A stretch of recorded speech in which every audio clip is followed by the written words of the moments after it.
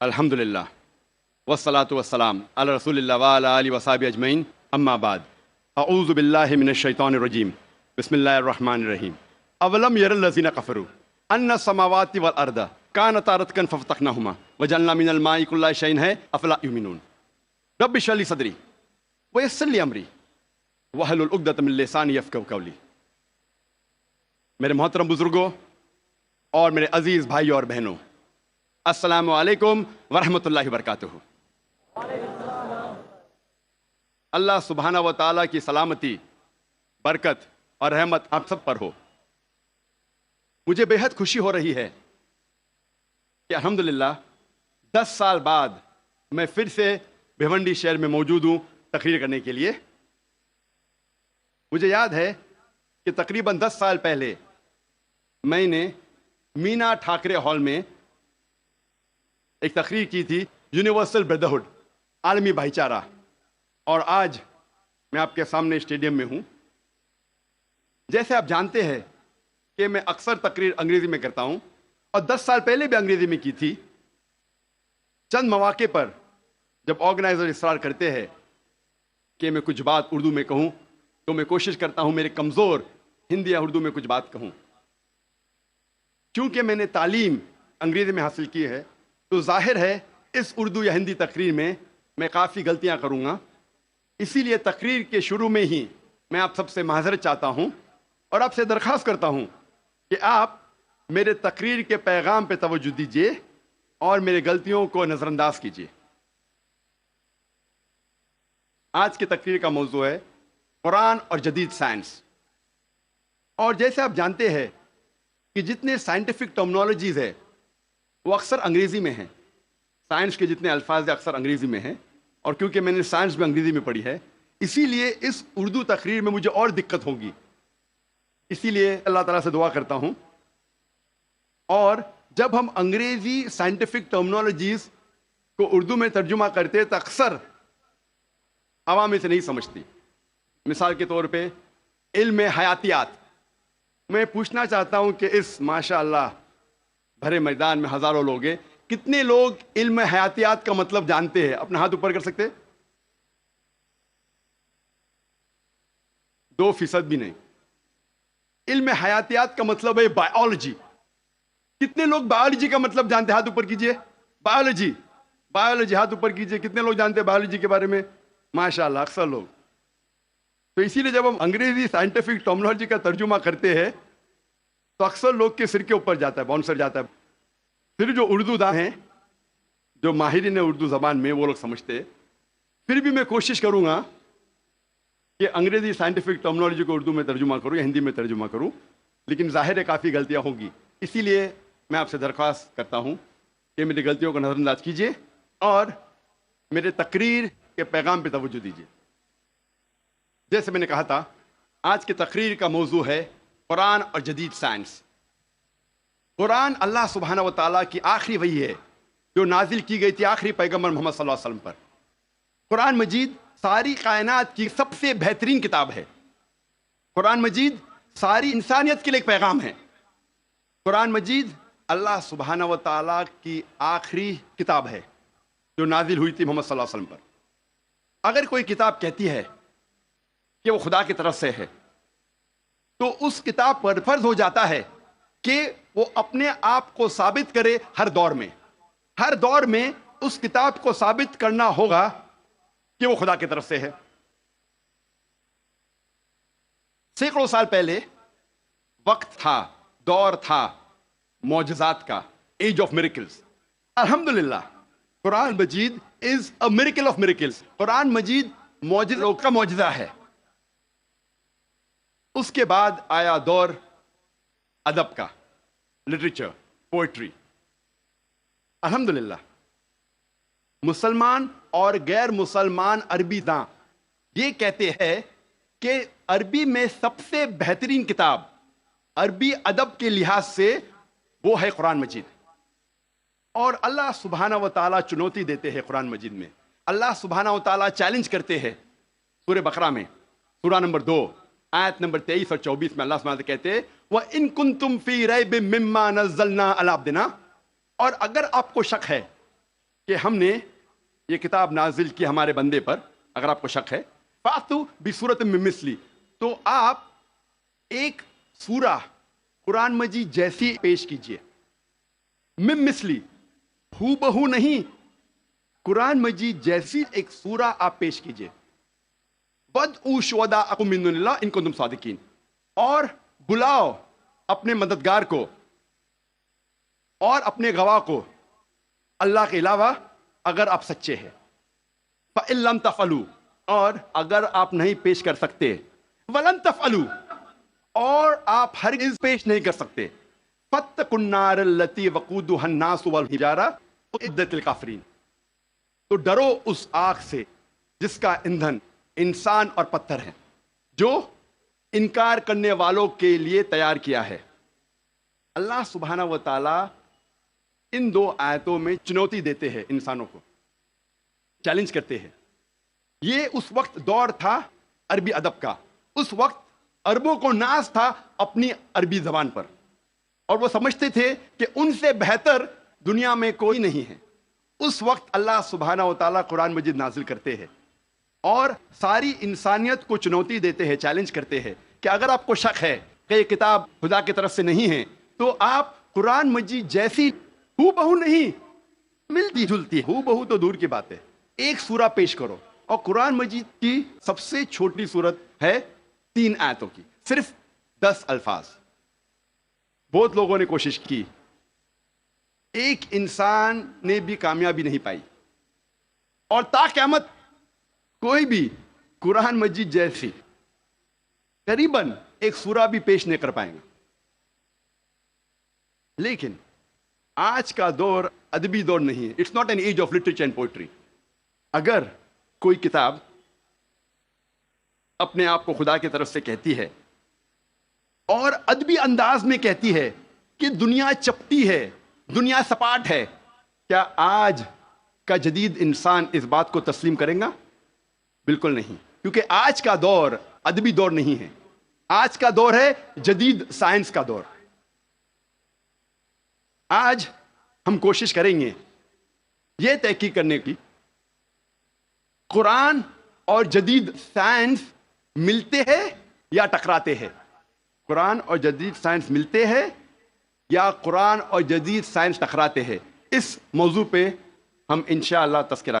ایک مشہور سائنسداں، فزسسٹ اور نوبل پرائز ونر جس کا نام البرٹ آئنسٹائن تھا، اس نے کہا science without religion is lame and religion without science is blind.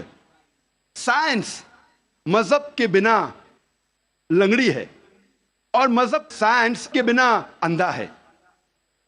میں پھر سے دہراؤں گا، البرٹ آئنسٹائن جو فیمس فزسسٹ تھا اور نوبل پرائز ونر، اس نے کہا کہ سائنس مذہب کے بنا لنگڑی ہے اور مذہب سائنس کے بنا اندھا ہے. میں آپ کو یاد دلانا چاہتا ہوں کہ قرآن مجید سائنس کی کتاب نہیں ہے، SCIENCE، لیکن ہے سائنس کی کتاب، SIGNS. یہ ہے نشانیوں کی کتاب، آیتوں کی کتاب. اور قرآن مجید میں 6000 سے زیادہ نشانیاں ہیں، 6000 سے زیادہ آیتیں ہیں.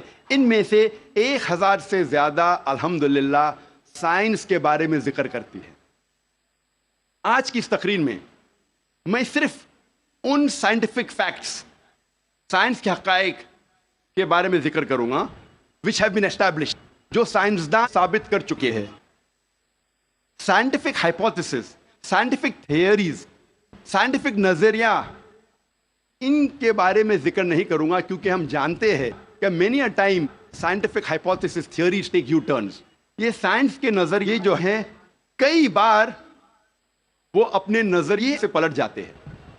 اسی لیے اس تقریر میں صرف میں سائنٹیفک فیکٹس کے بارے میں ذکر کروں گا، سائنس کے حقائق کے بارے میں. سب سے پہلے ہم تذکرہ کریں گے ایسٹرونومی کے بارے میں، فلکیات کے بارے میں. 35 سے 40 سال پہلے کچھ سائنسداں نے تحقیق کی ایک موضوع پہ، تخلیق کائنات، مطلب کریشن آف دا یونیورس.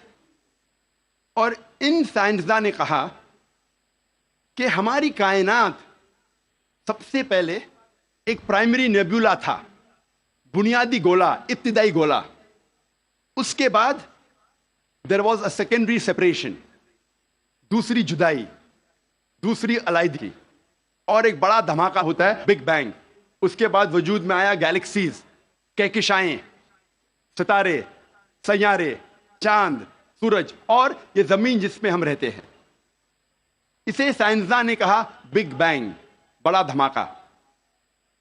یہ جو سائنسداں نے تقریباً 40 سال پہلے ڈھونڈا کس طریقے سے کائنات وجود میں آئیں، تخلیق کائنات، قرآن مجید میں اس کا ذکر 1400 سال پہلے ہے. اور میں نے اس تقریر کے شروع میں ایک آیت کی تلاوت کی، سورہ انبیاء کی، سورہ نمبر 21 آیت نمبر 30، جہاں اللہ سبحانہ تعالیٰ فرماتے اولم یر الذین کفروا، کیا انکار کرنے والے یہ نہیں جانتے ان السماوات والارض کانتا رتقا ففتقناہما، کہ زمین اور آسمان ایک تھے، جڑے ہوئے تھے، اور ہم نے انہیں جدا کیا. یہ جو تخلیق کائنات، creation of the universe, big bang, بڑا دھماکہ، جو سائنسداں کو 40 سال پہلے پتا چلا، قرآن مجید میں اس کا ذکر ہے 1400 سال پہلے. قرآن مجید میں اللہ سبحانہ تعالیٰ فرماتے ہیں سورہ فصلت میں، سورہ نمبر 41 آیت نمبر 11 اور 12 میں، کہ اللہ سبحانہ و تعالیٰ نے آسمان کی طرف دیکھ کے کہا جب وہ دھواں تھا کہ آسمان اور زمین ایک ساتھ آ جاؤ، ولنگلی اور انولنگلی، اپنے مرضی سے یا اپنے مرضی کے بنا. اور ان نے کہا کہ ہم اپنے مرضی سے ایک ساتھ آ جاتے ہیں. قرآن مجید میں لکھا ہے کہ آسمان سب سے پہلے دھواں تھا، عربی لفظ ہے دخان. اور آج کے سائنسداں یہ کہتے ہیں کہ کائنات بننے کے پہلے یہ آسمان دھواں تھا، انگلش میں کہتے ہیں گیس. لیکن عربی میں دخان کے معنی ہے اسموک. کچھ مفسرین نے ترجمہ کیا مسٹ، دھند، جو میرے حساب سے صحیح ترجمہ نہیں، کیونکہ دھند ہوتا ہے ٹھنڈا اور دھواں ہوتا ہے گرم. دھماکے کے بعد ہم اکثر دیکھتے ہیں گرم دھواں، دھند نہیں دیکھتے. تو قرآن مجید میں لکھا ہے کہ آسمان تھا دھواں. اور آج سائنس یہ کہتی ہے کہ اسموک گیس سے اور بہترین لفظ ہے. جو قرآن مجید میں دخان لکھا ہے وہ گیس سے اور بہترین ہے، اور scientifically smoke is a better word than gas. آپ سوچ سکتے قرآن مجید میں اس کا ذکر ہے 1400 سال پہلے. انسان پہلے سمجھتے تھے کہ زمین سپاٹ ہے، چپٹی ہے. سب سے پہلی بار اگر کوئی انسان نے یہ ثابت کیا کہ دنیا بیضوی ہے، وہ ہے Francis Drake, sun 1577 1577 when he sailed around the earth. جب سمندر پہ سفر کیے دنیا کے گول، سر فرانسس ڈریک نے ثابت کیا کہ دنیا بیضوی ہے. قرآن مجید میں اس کا ذکر ہے 1400 سال پہلے. قرآن میں اللہ تعالیٰ فرماتے ہیں سورہ لقمان میں، سورہ نمبر 31 آیت نمبر 29 میں، الم تری ان اللہ یولج اللیل فی النہار ویولج النہار فی اللیل. اللہ سبحانہ و تعالیٰ نے رات کو دھیرے دھیرے، آہستے آہستے دن میں تبدیل کیا، اور دن کو دھیرے دھیرے، آہستے آہستے رات میں تبدیل کیا. یہ دن کا رات اور رات کا دن آہستے آہستے دھیرے دھیرے تبدیل ہونا یہ ثبوت دیتا ہے کہ دنیا بیضوی ہے. اگر دنیا چپٹی اور سپاٹ ہوتی تو دن فوراً رات میں تبدیل ہوتا اور رات فوراً دن میں تبدیل ہوتی. اللہ تعالیٰ فرماتے سورہ الزمر میں، سورہ نمبر 39 آیت نمبر 5 میں، کہ اللہ سبحانہ و تعالی رات کو دن پہ لپیٹتا ہے اور دن کو رات پہ لپیٹتا ہے. قرآن میں عربی لفظ ہے کوارا، جس کے معنی لپیٹنا. جس طریقے سے ایک انسان پھیٹا سر پہ لپیٹتا ہے، a person coils the turban on the head، اسی طریقے سے اللہ تعالیٰ فرماتے ہیں کہ رات دن پہ لپیٹی جاتی ہے اور دن رات پہ لپیٹا جاتا ہے. یہ دن کا رات اور رات کا دن پہ لپیٹنا اسی وقت پاسبل ہے جب دنیا بیضوی ہے. اگر دنیا چپٹی اور سپاٹ ہوتی تو یہ ممکن نہ ہوتا. قرآن مجید میں اللہ تعالیٰ فرماتے ہیں سورہ نازیات میں، سورہ نمبر 79 چیپٹر 79 آیت نمبر 30 میں، وَالْأَرْضَ بَعْدَ ذَلِكَ دَحَاهَا، اور اس کے بعد اللہ سبحانہ و تعالیٰ نے زمین کو پھیلایا بچھونا جیسے. دہا کے ایک معنی ہے پھیلانا، اور دہا کی دوسری معنی آتا ہے عربی لفظ دھویا سے، جس کے معنی ہے بیضا، جس کے معنی ہے انڈا. اور ہم جانتے ہیں کہ دنیا گول ہے، بیضوی ہے. اور ہم یہ بھی جانتے ہیں آج کہ دنیا پوری طریقے سے گول نہیں ہے، وہ اوپر اور نیچے سے from the poles it is flattened, اوپر اور نیچے سے چپٹی ہے، جسے ہم کہتے ہیں انگریزی میں جیو اسفیریکل ان شیپ، ارضی بیضوی. اور یہ لفظ جو دہا ہے وہ عام انڈے کے لیے نہیں ہے، عام بیضے کے لیے نہیں، خصوصاً شتر مرغ کے انڈے کے لیے، شتر مرغ کے بیضے کے لیے. اور جب ہم دیکھتے ہیں شتر مرغ کا بیضا، انڈا اس جیو اسفیریکل ان شیپ، ارضی بیضوی کے شکل میں ہے. آپ سوچ سکتے ہیں 1400 سال پہلے اس کتاب میں لکھا ہے کہ یہ زمین، یہ دھرتی اس جیو اسفیریکل ان شیپ، ارضی بیضوی شکل میں ہے. پہلے انسان یہ سوچتے تھے یہ چاندنی جو ہے، چاند کی روشنی، یہ اس کی خود کی روشنی ہے. چند صدی پہلے ہمیں پتا چلا کہ چاند کی روشنی، چاندنی اس کی خود کی روشنی نہیں ہے، یہ سورج کی لی ہوئی روشنی ہے، سورج کی منعکس شدہ ریفلیکٹڈ لائٹ ہے، بوروڈ لائٹ ہے. قرآن مجید میں اللہ سبحانہ تعالیٰ فرماتے ہیں سورہ فرقان میں، سورہ نمبر 25 آیت نمبر 61 میں، اللہ سبحانہ و تعالیٰ نے آسمان میں برج رکھے، تاروں کے جھنڈ، اور اس میں رکھا سورج جس کے پاس خود کی روشنی ہے، سلگتا ہوا چراغ، اور رکھا چاند جس کی لی ہوئی روشنی ہے. قرآن میں سورج عربی میں کہا گیا ہے شمس، اور اس کی روشنی کو کہا گیا ہے سراج، وہاج اور دیا، جس کے معنی ہے سلگتا ہوا چراغ یا مشال یا دیا. تینوں کے معنی ہیں کہ سورج کی روشنی خود کی ہے.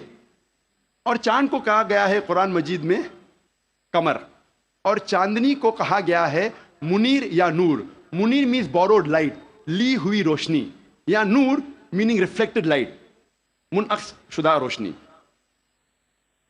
Reflected light. آپ سوچ سکتے قرآن مجید 1400 سال پہلے کہتا ہے کہ یہ چاندنی خود کی روشنی نہیں ہے، چاند کی لی ہوئی روشنی ہے. اور اس کا ذکر سورہ فرقان سورہ نمبر 25 آیت نمبر 61 کے علاوہ سورہ یونس میں سورہ نمبر 10 آیت نمبر 5 میں، اور سورہ نوح میں سورہ نمبر 71 آیت نمبر 15 اور 16 میں. پہلے سائنسداں یہ سمجھتے تھے کہ زمین کائنات کا مرکز ہے اور باقی سیارے، چاند اور سورج زمین کے گول گھوم رہے ہیں، چکر لگا رہے ہیں. اسے کہتے تھے تھیوری آف جیو سینٹرزم، زمین کو مرکز سمجھنے کا نظریہ. اور یہ لوگ 2 صدی سے، ٹولمی کے وقت سے مانتے تھے. 16ویں صدی تک، جب تک کوپرنیکس نے کہا کہ زمین کے گول چاند اور سیارے نہیں چکر لگا رہے ہیں، لیکن سورج کے گول زمین، چاند اور باقی سیارے چکر لگا رہے ہیں، گھوم رہے ہیں. اسے کہتے تھے ہیلیو سینٹرک تھیوری، مطلب سورج کا مرکز ہونے کا نظریہ. اور سن 1609 میں ایک جرمن سائنٹسٹ جس کا نام تھا یوہنس کیپلر، اس نے لکھا اپنی کتاب میں ایسٹرونوما نووا کہ صرف سیارے اور چاند سورج کے گول گھوم نہیں رہے ہیں، لیکن زمین، چاند اور سیارے، پلانٹس، سورج کے گول گھومنے کے علاوہ اپنے محور پہ گردش کر رہے ہیں. They are rotating about their own axis. اور جب میں اسکول میں تھا، میں سن 1981 میں 10ویں میں تھا، جغرافی میں نے پڑھا تھا کہ زمین، چاند اور سیارے، پلانٹس، وہ چکر لگا رہے ہیں، دے ریوالونگ اینڈ روٹیٹنگ، اور اپنے محور پہ گردش کر رہے ہیں. لیکن سورج اپنے محور پہ گردش نہیں کر رہا ہے.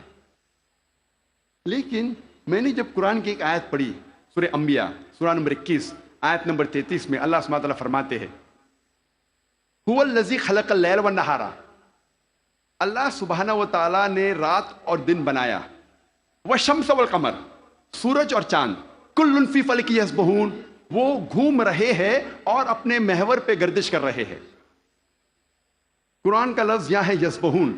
قرآن یہ کہتا ہے کہ sun and the moon are revolving, چکر لگا رہے ہیں، گھوم رہے۔ اس کے علاوہ یسبحون، یہ عربی لفظ یسبحون آتا ہے لفظ سبحہ سے، اور سبحہ ایک عربی لفظ ہے جو چلتے ہوئے جسم کے موومنٹ کو ڈسکرائب کرتا ہے۔ مثال کے طور پہ اگر میں کہوں گا کہ کوئی انسان پانی میں سبحہ کر رہا ہے، اس کے یہ معنی نہیں کہ وہ پانی کے اوپر فلوٹ کر رہا ہے، اس کے معنی ہے کہ وہ پانی میں تیر رہا ہے۔ اگر میں کہوں گا کوئی سبحہ کر رہا ہے زمین پہ، اس کا مطلب نہیں کہ وہ آدمی زمین پہ رول کر رہا ہے، اس کا مطلب ہے کہ وہ انسان زمین پہ چل رہا ہے یا دوڑ رہا ہے۔ اسی طریقے سے جب اللہ سبحانہ تعالیٰ یہ لفظ کا استعمال کرتے ہیں کوئی فلکی جسم کے لیے، فار اے سیلیسٹل باڈی، اس کے معنی نہیں کہ وہ فلائی ہو رہا ہے یا فلوٹ ہو رہا ہے، اس کے معنی ہے it is rotating about its own axis, وہ اپنے محور پہ گردش کر رہا ہے۔ آج سائنس ترقی کرنے کے بعد سائنس یہ کہتی ہے کہ آپ سورج کا عکس ٹیبل کے اوپر دیکھ سکتے ہیں ایک آلے کے ذریعے، اور پتہ لگتا ہے کہ سورج میں بلیک سپاٹس ہے، اور یہ بلیک سپاٹس تقریباً 25 دن لیتے ہیں گردش کرنے کے لیے۔ اس سے یہ ثابت ہوتا ہے کہ سورج تقریباً 25 دن لیتا ہے ایک گردش کرنے کے لیے۔ تو آج سائنس یہ تسلیم کرتی ہے کہ سورج بھی اپنے محور پہ گردش کر رہا ہے، جو میں نے اسکول میں تقریباً 28 سال پہلے پڑھا تھا کہ سورج واز اسٹیشنری، سورج گردش نہیں کر رہا ہے۔ تو 28 سال پہلے میں نے اسکول میں پڑھا، آج سائنس اسے تسلیم کرتی ہے، اور قرآن مجید میں اس کا ذکر ہے 1400 سال پہلے، اور آج اکثر اسکول کے سائنس کی کتاب میں اس کو انکارپوریٹ کیا جا چکا ہے۔ یہ نئی چیز داخل ہو چکی ہے سائنس کی کتابوں میں کہ سورج اپنے محور پہ گردش کر رہا ہے۔ اللہ تعالیٰ فرماتے ہیں سورہ یاسین میں، سورہ نمبر 36 آیت نمبر 40 میں، کہ سورج چاند کو نہیں پکڑ سکتا اور دن کو رات نہیں پکڑ سکتی۔ The sun cannot outstrip the moon, neither can night catch up with the day. کل فی فلک یسبحون، یہ اپنے محور پہ گردش کر رہے۔ اس کے معنی کہ چاند اور سورج کے جو ایکسس ہے، جو ریولیوشن کا ہے، وہ ڈیفرنٹ ہے، وہ علیحدہ ہے، اسی لیے وہ آپس میں کبھی نہیں ملیں گے۔ آج سائنس یہ کہتی ہے کہ جو سورج کی روشنی ہم دیکھتے ہیں، it is due to a chemical reaction, یہ ایک کیمیکل ریئیکشن کے وجہ سے ہے جو کروڑوں سالوں سے چل رہا ہے، اور ایک دن یہ کیمیکل ریئیکشن بند ہو جائے گا اور سورج ختم ہو جائے گا۔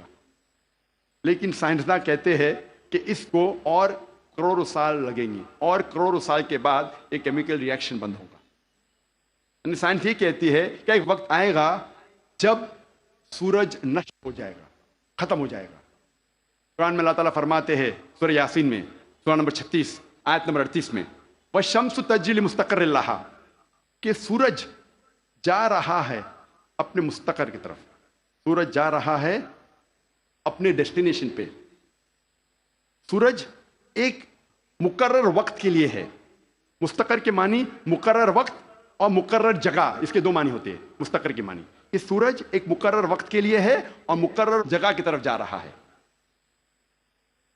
یہ سائنس آج تسلیم کرتی ہے کہ سورج ایک مقرر وقت کے لیے ہے، اور سائنس یہ بھی مانتی ہے کہ سورج کائنات کے ایک نقطے کی طرف جا رہا ہے جس کا نام ہے سولر اپیکس۔ ان دا ہرکولینز الفا لائرا 12 میل پر سیکنڈ کی رفتار پہ، قرآن میں لکھا ہے مستقر، مقرر جگہ کی طرف۔ سائنس کہتی ہے دونوں معنی مستقر کے، مقرر جگہ اور مقرر وقت، دونوں الحمدللہ صحیح ہے۔ اور اس کا ذکر سورہ یاسین سورہ نمبر 36 آیت نمبر 38 کے علاوہ سورہ رعد میں بھی ہے، سورہ نمبر 13 آیت نمبر 2، سورہ فاطر سورہ نمبر 35 آیت نمبر 13، سورہ لقمان سورہ نمبر 31 آیت نمبر 29، اور سورہ الزمر سورہ نمبر 39 آیت نمبر 5 میں۔ سب جگہ کہا گیا ہے کہ سورج ایک مقرر وقت کے لیے ہے، ایک مقرر جگہ کی طرف جا رہا ہے۔ آج سائنس یہ کہتی ہے جو آسمان ہمارے زمین کے اوپر ہے جسے ہم کہتے ہیں ایٹماسفیئر، وہ ایک محفوظ چھت کی طرح ہے. اور سائنسداں یہ کہتے ہیں کہ خطرناک rays like ultraviolet rays, X rays, یہ چھت، یہ ایٹماسفیئر ان خطرناک ریز کو زمین پہ آنے سے روکتا ہے، ورنہ زمین پہ جاندار چیز مٹ جائیں گی. قرآن میں اس کا ذکر ہے سورہ انبیاء میں، سورہ نمبر 21 آیت نمبر 32 میں، کہ اللہ سبحانہ و تعالیٰ نے آسمان کو ایک محفوظ چھت بنایا، اور پروٹیکٹڈ سیلنگ، اور کینوپی ویل گارڈڈ. آپ سوچ سکتے ہیں قرآن میں اس کا ذکر 1400 سال پہلے ہے، جو سائنسدان نے حال ہی میں 50 سال پہلے، 100 سال پہلے، 150 سال پہلے کہا یہ ایٹماسفیئر از اے پروٹیکٹڈ سیلنگ. جب میں اسکول میں تھا تقریباً 28 سال پہلے، میں نے سائنس میں سیکھا تھا there are 3 types of matter, solid, liquid and gas. 3 قسم کے مادہ تھے، سالڈ، لکوڈ اینڈ گیس. آج سائنس یہ کہتی ہے کہ 3 مادہ، 3 اسٹیٹس آف میٹر کے علاوہ اور بھی ہے. ہم پہلے یہ سمجھتے تھے کہ آرگنائز ایسٹرونومیکل سسٹمز کے باہر، آرگنائز فلکیات کے باہر خلا تھا، ویکیوم تھا.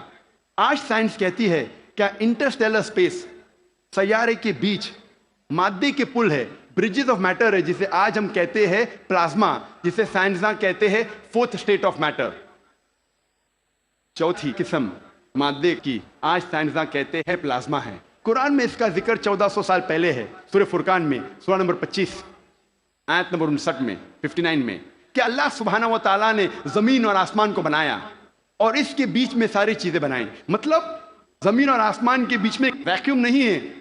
آج سائنس اسے کہتی ہے مادے کے پل، برجز آف میٹر، کہتی ہے پلازما ہے، 4th اسٹیٹ آف میٹر. اور اس کا ذکر سورہ فرقان سورہ نمبر 25 آیت نمبر 59 کے علاوہ سورہ ہجر میں، سورہ نمبر 15 آیت نمبر 85 میں، سورہ سجدہ سورہ نمبر 32 آیت نمبر 4 میں، سورہ صفات سورہ نمبر 37 آیت نمبر 5، اور سورہ احقاف سورہ نمبر 46 46 آیت نمبر 3 میں کئی جگہ لکھا ہے کہ اللہ سبحانہ و تعالیٰ نے زمین اور آسمان بنائے اور اس کے بیچ میں ساری چیزیں. Talking about the 4th state of matter, plasma. ایک مشہور سائنٹسٹ جس کا نام ایڈوین ہبل ہے، اس نے کہا تھا کہ کائنات پھیل رہی ہے، the universe is expanding. اور قرآن میں اللہ تعالیٰ فرماتے ہیں سورہ ذاریات میں، سورہ نمبر 51 آیت نمبر 47 آیت نمبر 47 میں، کہ ہم نے یہ کائنات بنائی پھیلتی ہوئی. عربی لفظ مؤسیونا، پھیلنا. اور آج سائنس اس کو تسلیم کرتی ہے کہ ہماری کائنات پھیل رہی ہے، our universe is expanding. کئی دشمن اسلام یہ کہیں گے، جو کرٹکس آف اسلام یہ کہیں گے کہ قرآن مجید میں فلکیات کا ذکر ہونا کوئی عجوبہ نہیں، nothing great، کوئی بڑی بات نہیں ہے کہ قرآن مجید میں فلکیات کا ذکر ہے، کیونکہ عرب فلکیات میں ماہر تھے. میں اس بات کو مانتا ہوں کہ عرب فلکیات میں ماہر تھے، لیکن ان سے یہ کہنا چاہتا ہوں کہ قرآن مجید نازل ہونے کے بعد کچھ صدی بعد عرب فلکیات کے میدان میں ماہر بنے. تو قرآن مجید سے عرب نے فلکیات سیکھا، نہ کہ الٹا. ذکر کریں گے طبیعت کا. طبیعت انگلش میں کہتے ہیں فزکس. اور کئی صدی پہلے ایک نظریہ تھا جسے کہتے ہیں ایٹمزم. اور 23 صدی پہلے گریکس، پرٹیکولرلی ڈیموکریٹس، ان نے یہ ایٹمزم کے بارے میں سب سے پہلے کہا، ایٹمزم کے نظریے کے بارے میں، اور کہا کہ میٹر کے سب سے چھوٹے حصے کو کہتے ہیں ایٹم، مادہ کے سب سے چھوٹے حصے کو کہتے ہیں ذرہ. عربی اور اردو میں ایٹم کو کہتے ہیں ذرہ. اور اس وقت انسان یہ سوچتے تھے کہ ذرے کو تقسیم نہیں کیا جا سکتا. آج سائنس ترقی کرنے کے بعد ہم مانتے ہیں کہ atom is the smallest part of matter having the characteristics of the element. ذرہ مادے کا سب سے چھوٹا حصہ ہے جو ایلیمنٹ کے کیریکٹرسٹکس رکھتا ہے، لیکن یہ ذرہ تقسیم کیا جا سکتا ہے انٹو پروٹونز، الیکٹرونز، نیوٹرونز. قرآن مجید میں ذرے کا ذکر ہے. تو لوگ سمجھیں گے قرآن مجید آؤٹ ڈیٹڈ ہے، یہ پرانی کتاب ہے، ذرے کا ذکر ہے ابھی آؤٹ ڈیٹڈ ہے۔ قرآن میں ذرے کا ذکر ہے، لیکن ذرے کے آگے کیا لکھا ہے وہ بھی ہمیں دیکھنا چاہیے۔ قرآن مجید میں لکھا ہے سورہ سبا میں، سورہ نمبر 34 آیت نمبر 3 میں، کہ انکار کرنے والے جب کہیں گے کہ وہ گھڑی کبھی بھی نہیں آئے گی، آخرت کے بارے میں، قیامت کے بارے میں، وہ گھڑی کبھی نہیں آئے گی، تو اللہ تعالیٰ فرماتے کہو ان سے ضرور آئے گی اللہ کی مرضی سے، جس کے پاس علم غیب ہے، جس کے علم میں چھوٹا سا ذرہ زمین اور آسمان میں، اور اس چیز جو ذرے سے چھوٹی ہے اور بڑی ہے اس کا علم بھی اس کی کتاب میں محفوظ ہے۔ تو قرآن مجید میں لکھا ہے کہ ذرے برابر چیز کا علم ہے اللہ کے پاس، اور ذرے سے چھوٹی چیز اور بڑی چیز کا علم بھی ہے۔ اور یہ انفارمیشن، یہ خبر دہرائی گئی ہے سورہ یونس میں، سورہ نمبر 10 آیت نمبر 61 میں، کہ اللہ سبحانہ و تعالیٰ کے علم میں ہے ذرے جیسی چیز جو آسمان اور زمین پہ ہے، اور وہ چیز جو ذرے سے بھی چھوٹی ہے اور ذرے سے بڑی ہے اس کی کتاب میں محفوظ ہے۔ تو قرآن آؤٹ ڈیٹڈ نہیں ہے، قرآن اپ ٹو ڈیٹ ہے۔ قرآن پرانی کتاب نہیں، بٹ الحمدللہ جدید کتاب ہے۔ اب ہم ذکر کریں گے واٹر سائیکل کے بارے میں، پانی کے چکر کے بارے میں۔ ہم جو اسکول میں پڑھتے ہیں واٹر سائیکل کے بارے میں، پانی کے چکر کے بارے میں، سب سے پہلے اس جدید پانی کے چکر کا ذکر کیا تھا سر برنارڈ پیلیسی نے سن 1580 میں۔ اور ہم جانتے ہیں، ہم نے اسکول میں پڑھا ہے کہ water evaporate from the ocean, پانی سمندر سے بھاپ بن کے اوپر جاتا ہے، جڑ کے بادل بنتا ہے، بادل جڑتے ہیں اور اندرونی حصے میں ہوا کے ذریعے جاتے ہیں، پھر ان کی تقسیم ہوتی ہے اور پانی بادل سے برستا ہے۔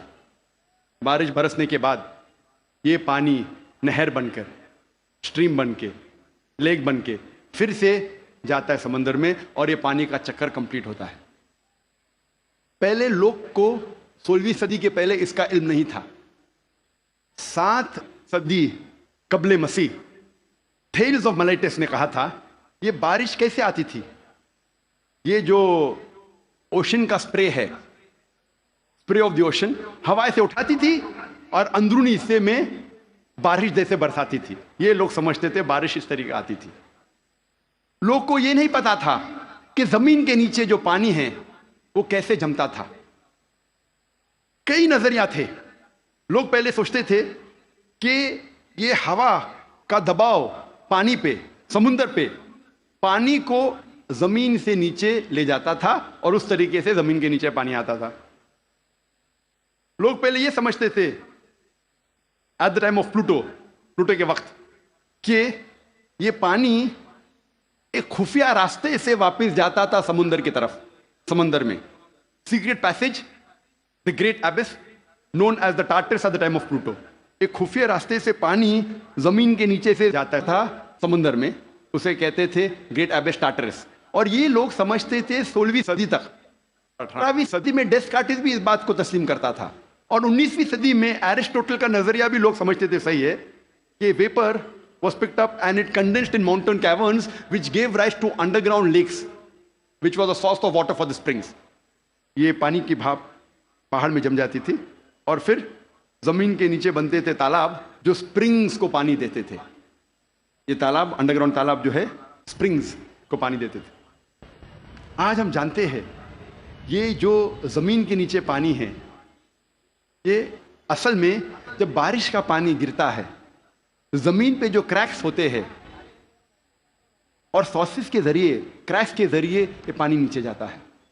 قرآن مجید میں اس کا ذکر ہے سورہ الزمر میں، سورہ نمبر 39 آیت نمبر 21 میں۔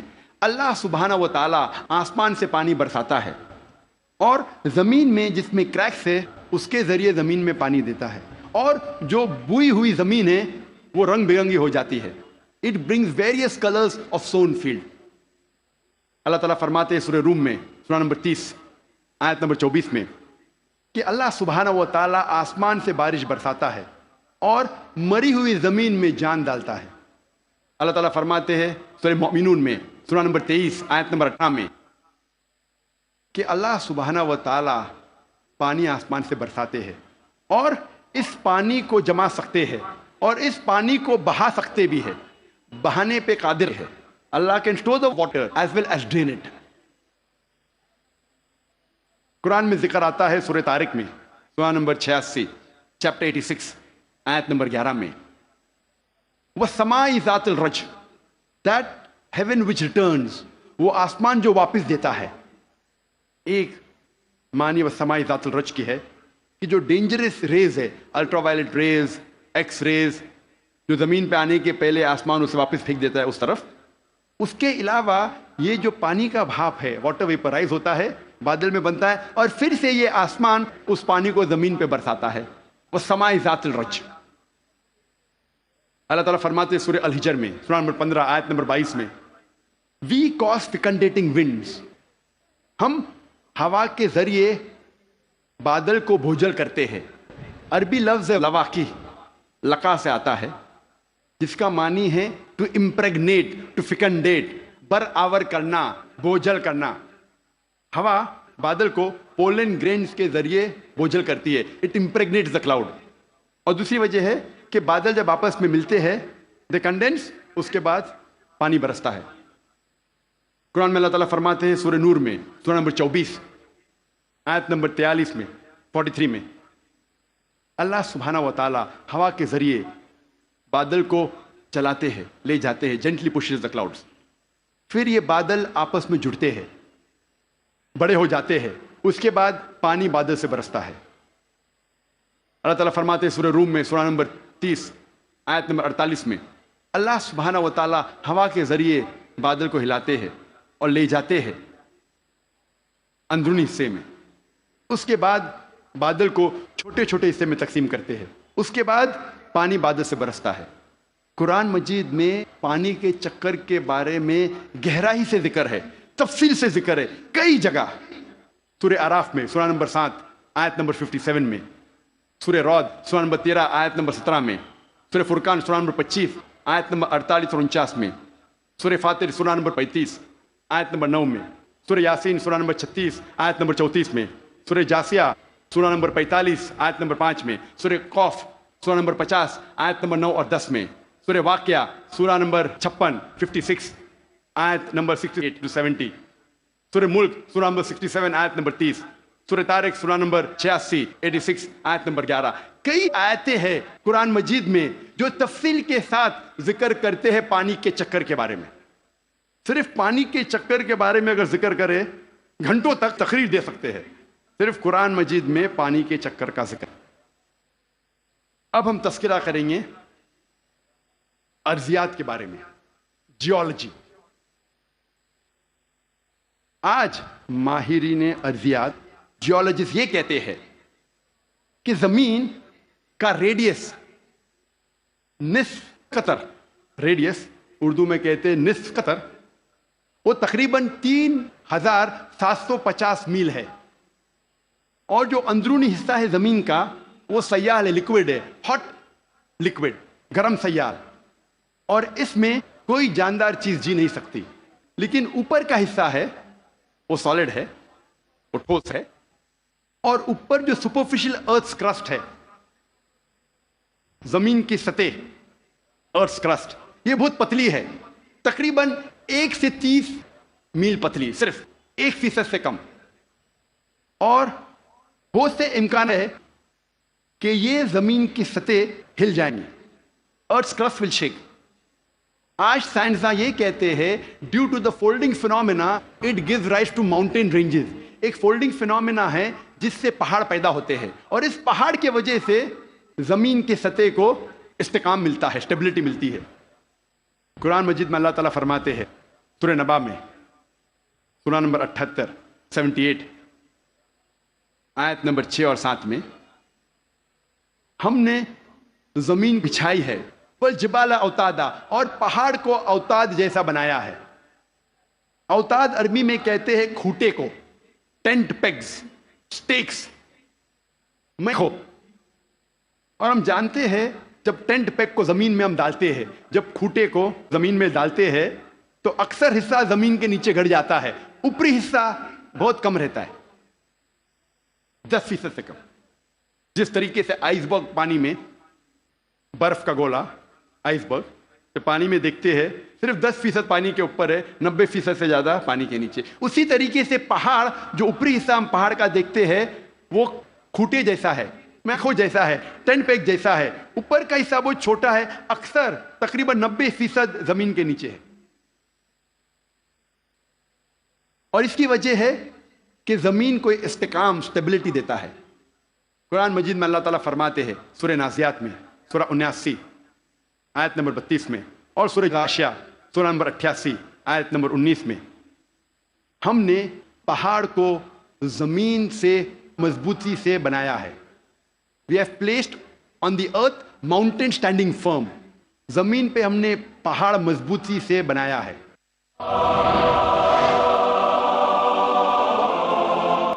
अर्जियात में, जियोलॉजी के मैदान में एक बहुत अहम किताब है जो अक्सर दुनिया भर जब जियोलॉजी के सब्जेक्ट में इसे गाइड माना जाता है, उस किताब का नाम है अर्थ, जमीन।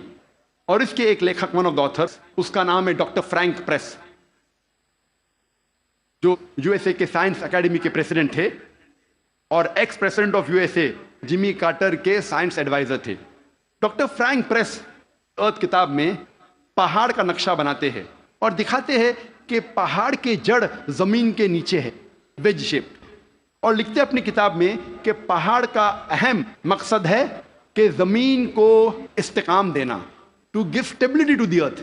और कुरान में हूबहू वही जिक्र है 1400 साल पहले, सूरह अंबिया में सूरह नंबर 21 आयत नंबर 31 में, सूरह नहल सूरह नंबर 16 आयत नंबर 15 और सूरह लुकमान सूरह नंबर 31 आयत नंबर 10 में, कि हमने जमीन पर पहाड़ जमा के रखा है ताकि जमीन ना हिले। कुरान में लिखा है पहाड़ का अहम मकसद है जमीन को हिलने से बचाना, to give stability to the earth, to prevent the earth from shaking. आप सोच सकते हैं कुरान मजीद में 1400 साल पहले इसका जिक्र है, और साइंसदान ने आज कल हाल ही में 50 साल पहले, 100 साल पहले, 200 साल पहले इसे तस्लीम किया, और कुरान में इसका जिक्र 1400 साल पहले है। अब हम तस्किरा करेंगे इल्म बहर के बारे में, ओशनोग्राफी के बारे में।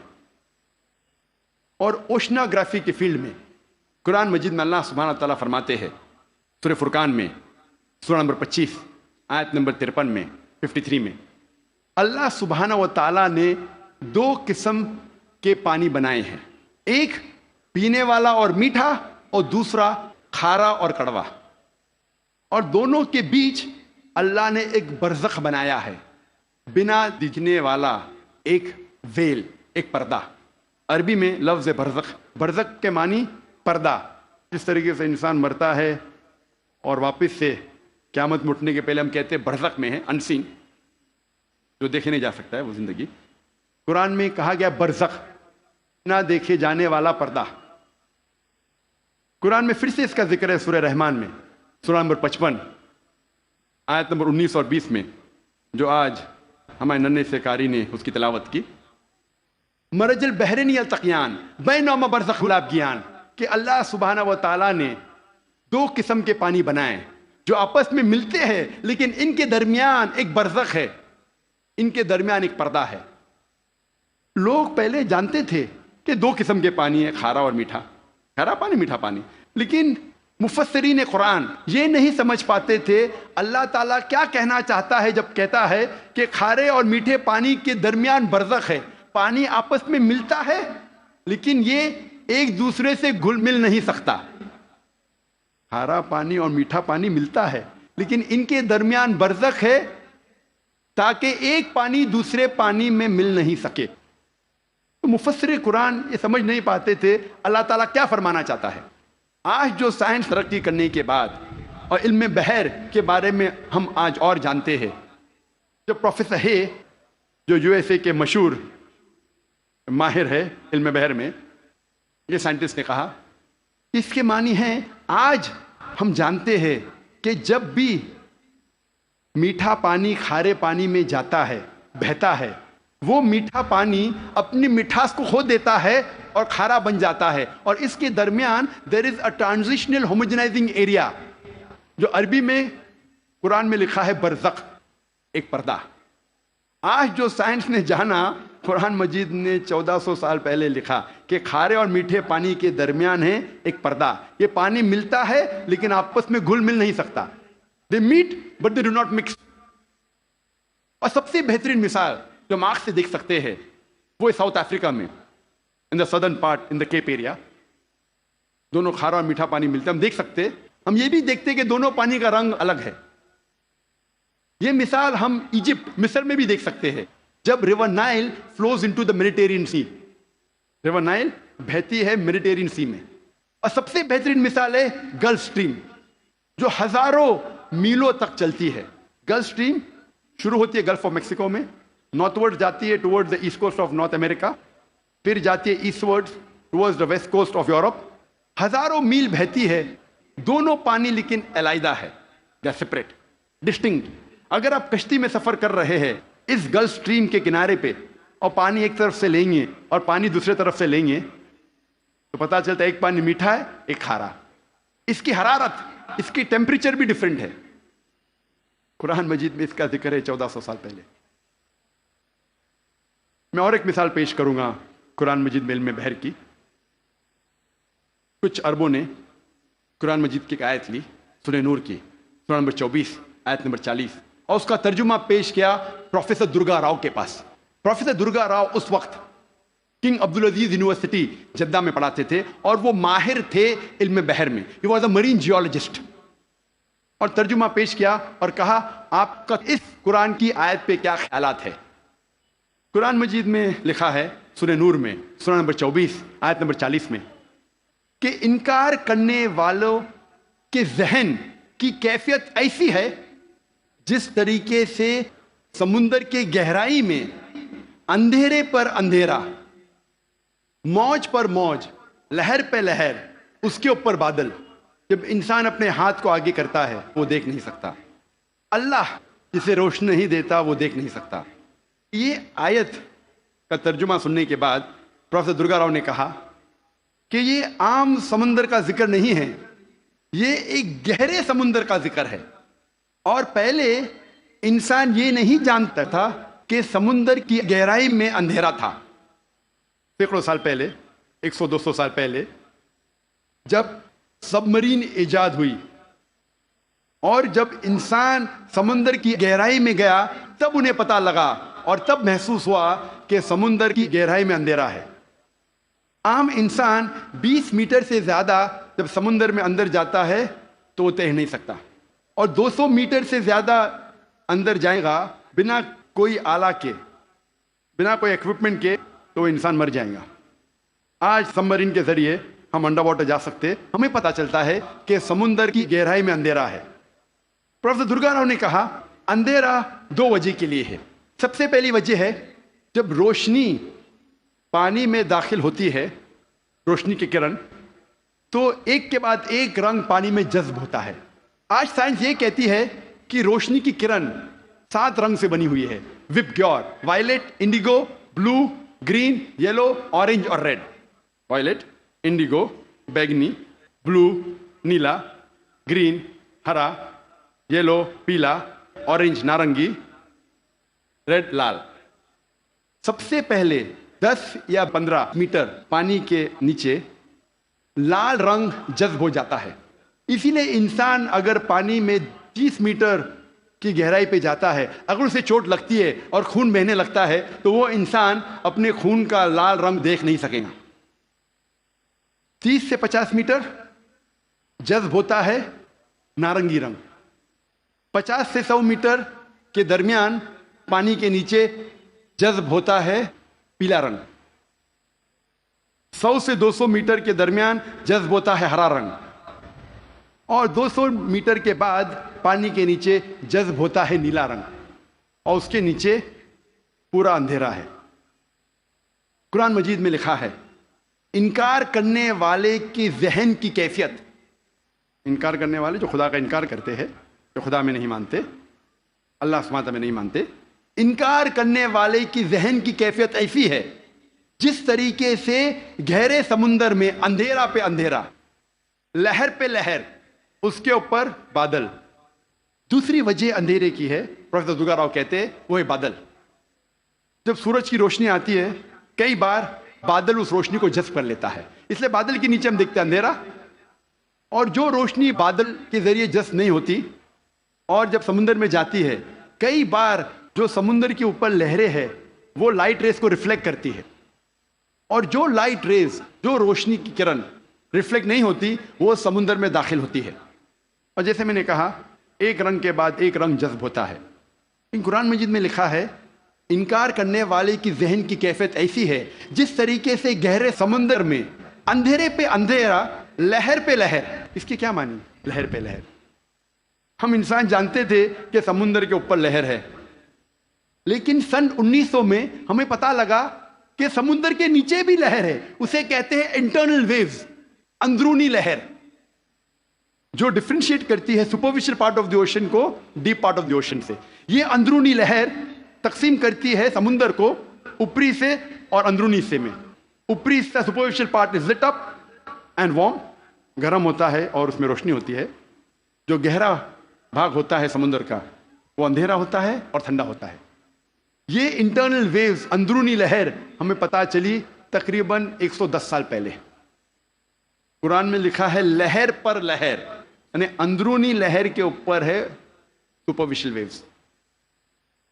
اسی لیے مچھلیاں بھی جب گہرائی میں جاتی ہے وہ دیکھ نہیں سکتی، اپنی خود کی روشنی لے جاتی ہے، due to chemical reaction مچھلی خود کی روشنی کے ذریعے دیکھ سکتی ہے گہرے اندھیرے میں۔ پروفیسر درگا راؤ نے کہا کہ یہ کتاب قرآن مجید انسان کی لکھی ہوئی کتاب ہو ہی نہیں سکتی، اور پروفیسر درگا راؤ نے کہا یہ کتاب خدا کی طرف سے ہے۔ اب ہم ذکر کریں گے علم حیاتیات، بایولوجی کے بارے میں۔ قرآن مجید میں اللہ تعالیٰ فرماتے ہیں سورہ انبیاء میں سورہ نمبر 21 آیت نمبر 30، جس آیت کی تلاوت کی میں نے اس تقریر کے پہلے، اس کے آخری بھاگ میں اللہ تعالیٰ فرماتے وَجَعَلْنَا مِنَ الْمَاءِ كُلَّ شَيْءٍ ہے افلا یؤمنون، ہم نے ہر جاندار چیز کو پانی سے بنایا۔ آپ سوچ سکتے ہیں 1400 سال پہلے ریگستان میں جہاں پانی کی قلت تھی، وہاں قرآن مجید میں لکھا ہے ہر جاندار چیز ہم نے پانی سے بنائی۔ کون اسے مان سکتا تھا اس وقت؟ آج جب سائنس ترقی کرنے کے بعد ہمیں پتہ چلتا ہے کہ ہر جاندار چیز میں سیل ہے، اس کا بیسک پارٹ ہے سائٹوپلازم جس میں 80% پانی ہے، اور ہر لیونگ آرگینزم میں 50 سے 90% پانی ہے، اور ہر جاندار چیز کو جینے کے لیے پانی کی ضرورت ہے۔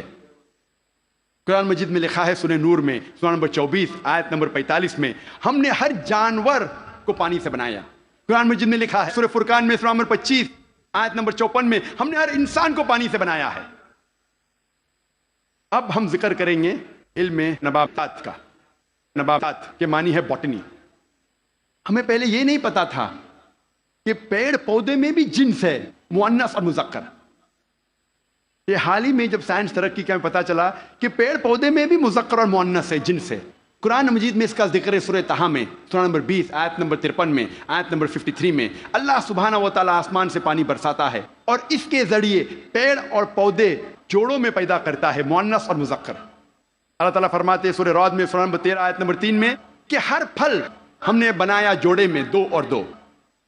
آپ سوچ سکتے ہیں 1400 سال پہلے جو ہم نے حال ہی میں جانا کہ پیڑ پودے میں بھی جنس ہے، مؤنث اور مذکر۔ اللہ تعالیٰ فرماتے ہیں سورہ زاریات میں سورہ نمبر 51 آیت نمبر 49 ہم نے ہر چیز جوڑے میں بنائی۔ تو جاندار ہے یا جاندار نہیں ہے، ہر چیز ہم نے جوڑے میں بنائی۔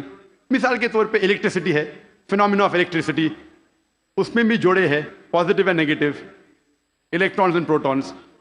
قرآن مجید میں اللہ تعالیٰ فرماتے ہیں سورہ یاسین میں سورہ نمبر 36 آیت نمبر 36 میں ہر چیز جو زمین سے پیدا ہوتی ہے، ہر انسان کو ہم نے جوڑے میں بنایا ہے، اور جو چیز انسان جانتے ہیں اور نہیں جانتے ہیں اس کو بھی ہم نے جوڑے میں بنایا ہے۔ اللہ تعالیٰ فرماتے ہیں کہ اللہ تعالیٰ نے سب چیز جوڑے میں بنائی۔ اب ہم ذکر کریں گے علم حیوانات کا، زوالوجی، علم حیوانات، زوالوجی۔ اللہ تعالیٰ فرماتے ہیں قرآن مجید میں سورہ انعام میں سورہ نمبر 6 آیت نمبر 38 میں ہر جانور جو زمین پہ چلتا ہے، ہر پرندہ جو آسمان میں اڑتا ہے، ہم نے انہیں انسان جیسے گروہوں میں رہنا سکھایا ہے۔ We have made them to live in communities like the human beings, the animals and the birds۔ اور آج سائنس تسلیم کرتا ہے کہ جانور اور پرندے بھی انسانوں جیسے گروہوں میں رہتے ہیں. They live in communities. اللہ تعالیٰ فرماتے ہیں سورہ نحل میں سورہ نمبر 16 آیت نمبر 68 اور 69 میں 60 اور 69 میں اللہ سبحانہ و تعالیٰ نے شہد کی مکھی کو سکھایا ہے کہ وہ اپنا چھتا بنائیں پیڑ میں، پہاڑ میں، انسان جہاں رہتے ہیں وہاں، اور مہارت کے ساتھ اپنا راستہ ڈھونڈے.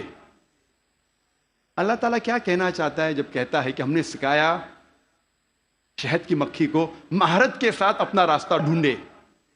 سن 1973 میں 1973 میں ایک مشہور سائنسداں جس کا نام تھا فون فریش، اس کو نوبل پرائز ملا ڈسکرائب کرنے کے لیے the behaviour of the bee and how they find the species path of the lord.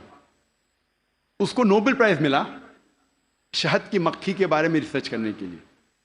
اور فون فریش کہتے ہیں کہ جب بھی کوئی مدھ مکھی، شہد کی مکھی ایک نیا باغیچہ ڈھونڈتی ہے اور ایک نیا پھول ڈھونڈتی ہے جس سے نیکٹر کو لیا جا سکتا ہے، وہ اپنے دوست سے جا کے کہتی ہے یہ نئے پھول کی دشا، اس نئے پھول تک کس طریقے سے پہنچنا اس کا نقشہ بتاتی ہے اپنے بدن کو ہلانے سے، جسے سائنس میں کہتے ہیں بی ڈانس. شہد کی مکھی کا ناچنا اپنے بدن کو ہلانے کے ذریعے وہ بتاتی ہے کس طریقے سے اس نئے پھول کی طرف آپ پہنچ سکتے ہیں. اور یہ آج سائنس جانتا ہے due to high photographic methods.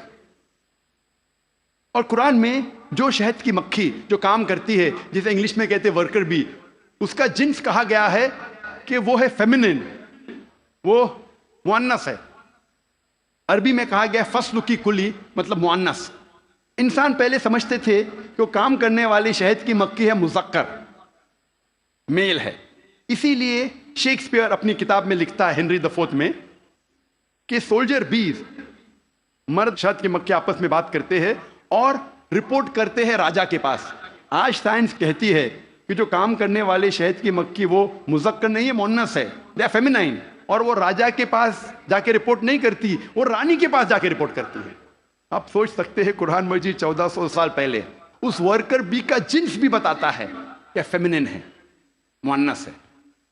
اللہ تعالیٰ فرماتے سورہ عنکبوت میں سورہ نمبر 29 آیت نمبر 41 میں کہ جو لوگ اللہ کے علاوہ جس کو مددگار بناتے ہیں ان کی مثال ہے مکڑی جیسی، لائک اے اسپائڈر. اور مکڑی اپنے لیے گھر بناتی ہے اور مکڑی کا گھر کمزور ہے. قرآن مجید میں یہ کہنے کے علاوہ کہ جو لوگ اللہ کے علاوہ کسی کو مددگار بناتے ہیں وہ اپنا گھر ویب جیسا، جالا جیسا گھر بناتے ہیں جو کمزور ہے، نازک ہے. اس کے علاوہ یہ اشارہ کر رہا ہے، آج سائنس یہ کہتی ہے کہ many a time the female spider kills the male spider. مکڑی مکڑے کا قتل کرتی ہے. آج سائنس یہ کہتی ہے کہ بتانے کے علاوہ کہ جو جال مکڑی کا کمزور ہے، یہ بھی بتاتی ہے کہ فیملی ریلیشن شپ، گھر میں کیسا برتاؤ ہے. مکڑی کئی بار مکڑے کا قتل کرتی ہے اور کہا جاتا ہے بلیک وڈو، کالی ودوا یا کالی بیوہ. قرآن مجید میں اس کا ذکر ہے 1400 سال پہلے. اللہ تعالیٰ فرماتے ہیں سورہ نمل میں سورہ نمبر 27 آیت نمبر 17 اور 18 میں سلیمان علیہ السلام کے آگے ان کی فوج تھی، جن کی، انسانوں کی اور پرندے کی. اور جب وہ چوٹی کی وادی کی طرف جا رہے تھے، ایک چوٹی کہتی ہے دوسرے چوٹیوں سے کہ آپ اپنے بل میں چلے جاؤ ورنہ سلیمان علیہ السلام انجانے میں ہمیں کچل لیں گے. لوگ کہیں گے کیسی کتاب ہے یہ قرآن مجید، چوٹی آپس میں بات کر رہے ہیں، یہ تو پریوں والی کہانی ہے. قرآن مجید چوٹی آپس میں بات کرتی ہے. آج سائنس یہ کہتا ہے کہ کوئی بھی جانور، کوئی بھی انسیکٹ جو انسان کے سب سے قریب ہے بیہیویئر میں، جس طریقے سے زندگی بسر کی جاتی ہے، وہ ہے چیٹی. آج سائنس یہ کہتی ہے کہ جس طریقے سے انسان مرنے کے بعد انسانوں کو دفن کرتے ہیں، اس طریقے سے چیٹی بھی مرنے کے بعد دوسرے چیٹی کو دفن کرتی ہے. جس طریقے سے دے سوفسٹیکیٹڈ لیبر، چیٹی کے پاس بھی جب وہ کام کرتے ہیں، مینیجر ہے، سپروائزر ہے، فورمین ہے، ورکر ہے، چیٹی اکثر مل کے بات کرتی ہے. آج سائنس یہ کہتی ہے they have a sophisticated method of communication.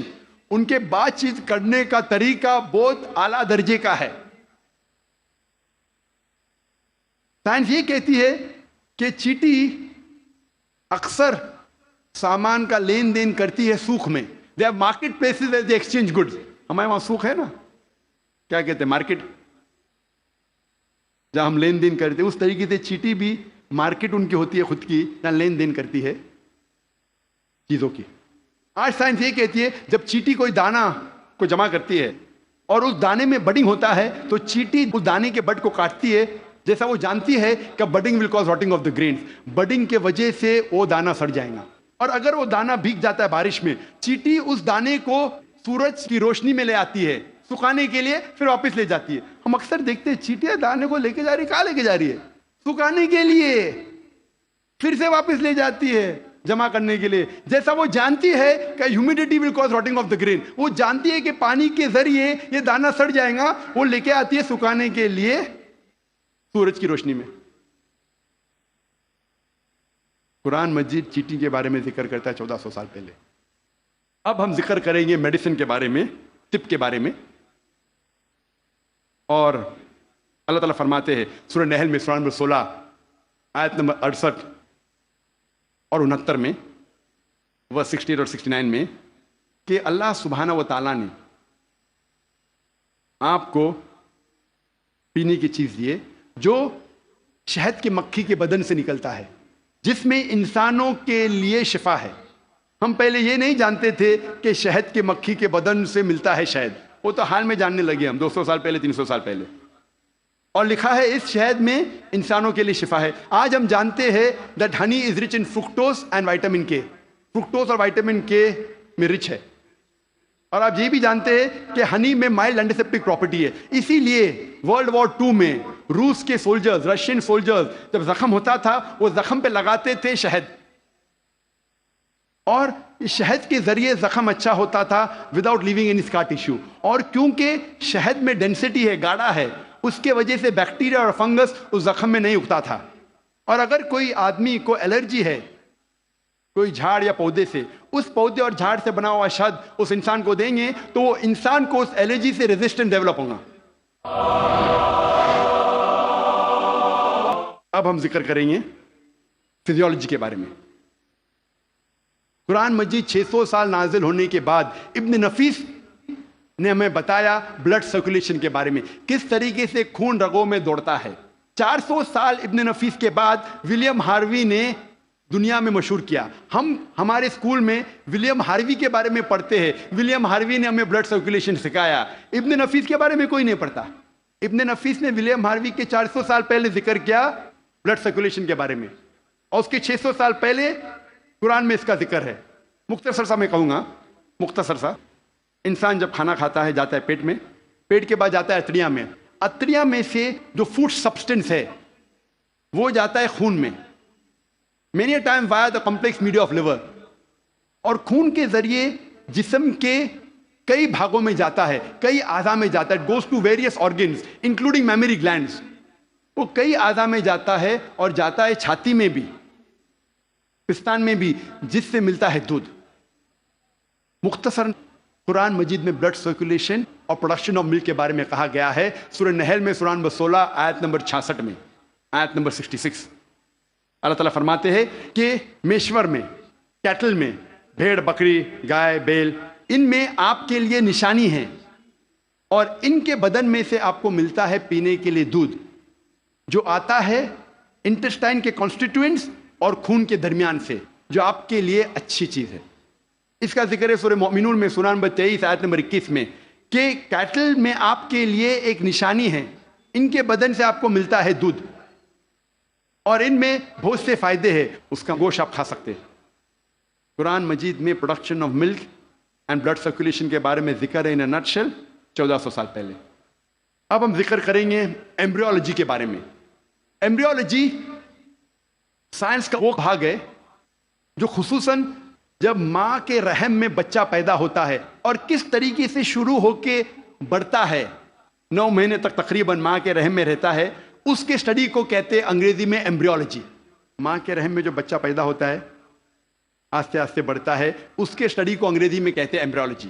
کئی اربوں نے جتنے بھی قرآن مجید کی آیتیں ہیں جو ایمبریولوجی کے بارے میں ذکر کرتی ہے اور حدیث ہے اس کو اکٹھا کیا اور قرآن مجید کی آیت کے اوپر عمل کیا. سورہ نحل سورہ 16 آیت نمبر 43 اور سورہ انبیاء سورہ نمبر 21 آیت نمبر 7 میں اللہ تعالیٰ فرماتے فَاسْأَلُوا أَهْلَ الذِّكْرِ إِن كُنتُمْ لَا تَعْلَمُونَ. اگر آپ نہیں جانتے تو اس کے پاس جائیے جو ماہر ہے, اس سے پوچھئے جو ماہر ہے, چاہے وہ مسلم یا غیر مسلم ہو. اگر آپ نہیں جانتے تو اس سے پوچھئے قرآن کے بارے میں جو اس فن کا ماہر ہے. تو کئی اربوں نے ساری آیتیں اور حدیث سے جو ایمبریولوجی کے بارے میں ذکر کرتے اور لے گئے تقریباً 30 سال پہلے, 1980 کے پہلے, ان 1970s 30-40 سال پہلے, اور لے گئے پروفیسر کیتھ مور کے پاس. وہ مسلمان نہیں تھا.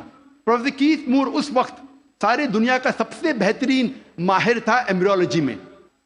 وہ ڈپارٹمنٹ آف ایناٹومی کا ہیڈ تھا in university of Toronto Canada میں. پروفیسر کیتھ مور کو ساری آیتوں اور حدیث کا ترجمہ پیش کیے اور کہا اس کے بارے میں آپ کو کیا کہنا ہے. تو پروفیسر کیتھ مور نے کہا کہ اکثر جو قرآن مجید اور حدیث میں ایمبریولوجی کے بارے میں لکھا ہے وہ 100% صحیح ہے, لیکن کچھ آیتوں کے بارے میں نہیں کہہ سکتا ہوں کہ صحیح ہے. میں یہ بھی نہیں کہہ سکتا ہوں کہ غلط ہے کیونکہ میں خود بھی نہیں جانتا ہوں. اور دو ایسے آیت تھے جو پہلے دو آیت جو نازل کی گئے تھے, سورہ اقرا سورہ علق سورہ نمبر 96 آیت نمبر 1 اور 2, جہاں اللہ تعالیٰ فرماتے اقرا بسم ربک الذی خلق خلق الانسان من علق. پڑھو اس کے نام سے جو خالق ہے جس نے انسانوں کو بنایا ہے علقہ سے, خون کے لوتھڑے سے, جونک سے, لیچ لائک سبسٹنس سے. پروفیسر کیتھ مور نے کہا میں نہیں جانتا ہوں کہ ایمبریو جب بچہ پہلے سٹیج میں ہوتا ہے, مرحلے میں ہوتا ہے, وہ جونک جیسا لگتا ہے. تو پروفیسر کیتھ مور اپنے لیبارٹری میں گئے اور پاورفل مائکروسکوپ کے اندر دیکھا اور ایک جوک کی تصویر لی اور اسے کمپیئر کیا اور وہ حیران ہو گئے یکسانیت پہ. اور اس کے بعد جب انہیں 80 سوالات پوچھے گئے ایمبریولوجی کے بارے میں جو قرآن اور حدیث میں ذکر آتا ہے, تو پروفیسر کیتھ مور نے کہا اگر آپ مجھے یہ 30 سال پہلے پوچھتے تو 50% سے زیادہ میں جواب نہیں دے سکتا تھا, کیونکہ embryology is a new branch which has developed in the field of medicine. وہ نئی برانچ ہے میڈیسن کی. اور پروفیسر کیتھ مور نے کہا کہ یہ کتاب قرآن مجید کوئی انسان لکھ ہی نہیں سکتا, اور مجھے کوئی شک نہیں ہے کہ یہ قرآن مجید خدا کی طرف سے ہے اور محمد صلی اللہ علیہ وسلم اس خدا کے پیغمبر ہے. اللہ تعالیٰ فرماتے ہیں سورہ طارق میں سورہ نمبر 86 میں 86 آیت نمبر 5, 6, 7 میں کہ انسان نہیں سوچتا وہ کس سے بنا, وہ ایک سیال قطرہ سے بنا جو گرا اس جگہ سے ریڑھ کی ہڈی اور پسلی کے بیچ. اللہ تعالیٰ کیا کہنا چاہتے جب کہا کہ انسان بنا ایک سیال قطرے سے جو گرا ریڑھ کی ہڈی اور پسلی کے بیچ. آج سائنس ترقی کرنے کے بعد میں پتہ لگتا ہے کہ جو جنسی اعضا ہے, جینائٹل آرگن ہیومن بینگز میں, وہ ایمبریونک ایج میں جب ماں کے رحم میں جب بچہ رہتا ہے وہ وجود میں آتا ہے اس جگہ جس جگہ گردہ ہے, جس جگہ کڈنی ہے, space between the spinal cord and the 11th and 12th rib, اس جگہ ریڑھ کی ہڈی اور 11ویں اور 12ویں پسلی کے بیچ. جنسی اعضا ٹیسٹیکلز اور اووری وہاں سے وجود میں آتے ہیں. اس کے بعد وہ ڈسینڈ وہ نیچے اترتے ہیں, عورت میں پیلوس تک, آدمی میں through the inguinal canal into the scrotum. لیکن نیچے آنے کے بعد یہ جنسی اعضا جب انسان بڑا بھی ہو جاتا ہے, ماں کے پیٹ کے باہر نکلتا ہے, پھر بھی نیچے اترنے کے باوجود ان کے خون کا سپلائی اور نرو سپلائی اسی جگہ سے آتا ہے جہاں گردہ موجود ہے, اور لمفیٹک ڈرینیج اسی جگہ جاتا ہے جہاں گردہ موجود ہے, ریڑھ کی ہڈی اور 11ویں اور 12ویں پسلی کے بیچ. قرآن مجید میں اللہ تعالیٰ فرماتے سورہ حج میں سورہ نمبر 22 آیت نمبر 5 اور سورہ مومنون میں سورہ نمبر 23 آیت نمبر 13 میں کہ ہم نے انسان کو نطفہ سے بنایا ہے. نطفہ کے معنی عربی میں ہے ایک چھوٹا سا سیال قطرہ, مائنیوٹ کوانٹٹی آف لکوڈ. جس طریقے سے آپ کپ کو خالی کرتے اور جو چھوٹا سا قطرہ سیال کا رہتا ہے, سیال قطرہ اسے کہتے ہیں نطفہ. اللہ تعالیٰ فرماتے ہیں سورہ سجدہ میں سورہ نمبر 32 آیت نمبر 8 میں ہم نے انسان کو بنایا ہے سلالہ سے. سلالہ کے معنی عربی میں ہے پورے حصے کا سب سے بہترین حصہ, سارے بھاگ کے سب سے بہترین بھاگ کو کہتے ہیں سلالہ. آج سائنس یہ کہتا ہے کہ 1 سمائنل ایمیشن میں 30 کروڑ سپرمز ہے. آدمی جب ایجیکولیٹ کرتا ہے عام طور پہ تقریباً 30 کروڑ سپرم ایجیکولیٹ کرتا ہے، اس میں سے صرف ایک ہی کافی ہے، اونلی ون سپرماٹوزوا، ایک کافی ہے بیضے کو فرٹیلائز کرنے کے لیے، بوجھل کرنے کے لیے، ایک ہی کافی ہے۔ اس 30 کروڑ میں سے ایک کو قرآن کہتا ہے سلالہ، best part of the whole, سارے حصے کیا سب سے بہترین حصہ۔ اللہ تعالیٰ فرماتے سورہ انسان میں، سورہ نمبر 76 آیت نمبر 2 میں، ہم نے انسان کو تحفہ دیا ہے، صلاحیت دی ہے سننے کی اور دیکھنے کی۔ قرآن میں لکھا ہے سب سے پہلے آتی ہے انسان میں صلاحیت سننے کی۔ آج سائنس یہ کہتی ہے کہ 22ویں دن میں ماں کے پیٹ میں بچے کا کان اندرونی حصہ شروع ہوتا ہے اور 5ویں مہینے تک کمپلیٹ ہوتا ہے، 7ویں مہینے میں آنکھ کھلتی ہے۔ تو قرآن میں لکھا سب سے پہلے آتی ہے سننے کی صلاحیت، اس کے بعد دیکھنے کی۔ قرآن میں اس کا ذکر ہے سورہ سجدہ میں، سورہ نمبر 32 آیت نمبر 9 میں بھی، ہم نے انسان کو دی ہے صلاحیت سننے کی، سوچنے کی اور سمجھنے کی۔ قرآن مجید میں جب جینیٹکس کے بارے میں ہم پڑھتے ہیں، آج سائنس یہ کہتی ہے کہ جو انسان کا جنس ہے وہ آدمی کے سیال سپرم پہ ڈیپینڈ کرتا ہے، منی پہ ڈیپینڈ کرتا ہے، اور اگر 23rd پیئر آف کروموزوم، 23ویں جوڑی کروموزوم کی، اگر وہ XX ہے تو ہو جاتی ہے لڑکی، اگر XY ہے تو بن جاتا ہے لڑکا، اور منی ذمہ دار ہے یہ جاننے کے لیے کہ لڑکا یا لڑکی ہے۔ منی کا اگر X حصہ لیتا ہے فرٹیلائزیشن میں تو بنتی ہے لڑکی، اگر Y حصہ لیتا ہے تو بنتا ہے لڑکا۔ یہ ہم حال ہی میں جانیں، قرآن مجید میں اس کا ذکر ہے 1400 سال پہلے، سورہ نجم میں، سورہ نمبر 53 آیت نمبر 45-46 میں اللہ تعالیٰ فرماتے ہم نے انسان کو جوڑے میں بنایا ہے، میل اینڈ فیمیل، جنس میں مذکر اور مؤنث، ایک قطرے سے جو آدمی سے آتا ہے، عربی میں لکھا ہے تمنا۔ اس کا ذکر ہے سورہ قیامہ میں، سورہ نمبر 75، سورہ نمبر 75 آیت نمبر 37-39۔ اس میں اللہ تعالیٰ فرماتے ہم نے انسان کو بنایا ہے نطفۃ من منی یمنی، ہم نے انسان کو بنایا ہے آدمی کے منی کے نطفے سے، سپرم، اور پھر بنا علقات سے مدغہ، اور ان کو جنس ڈالی، مرد اور عورت۔ قرآن میں لکھا ہے یہ سپرم منی رسپانسبل ہے for giving the sex to the child, male اور فیمیل۔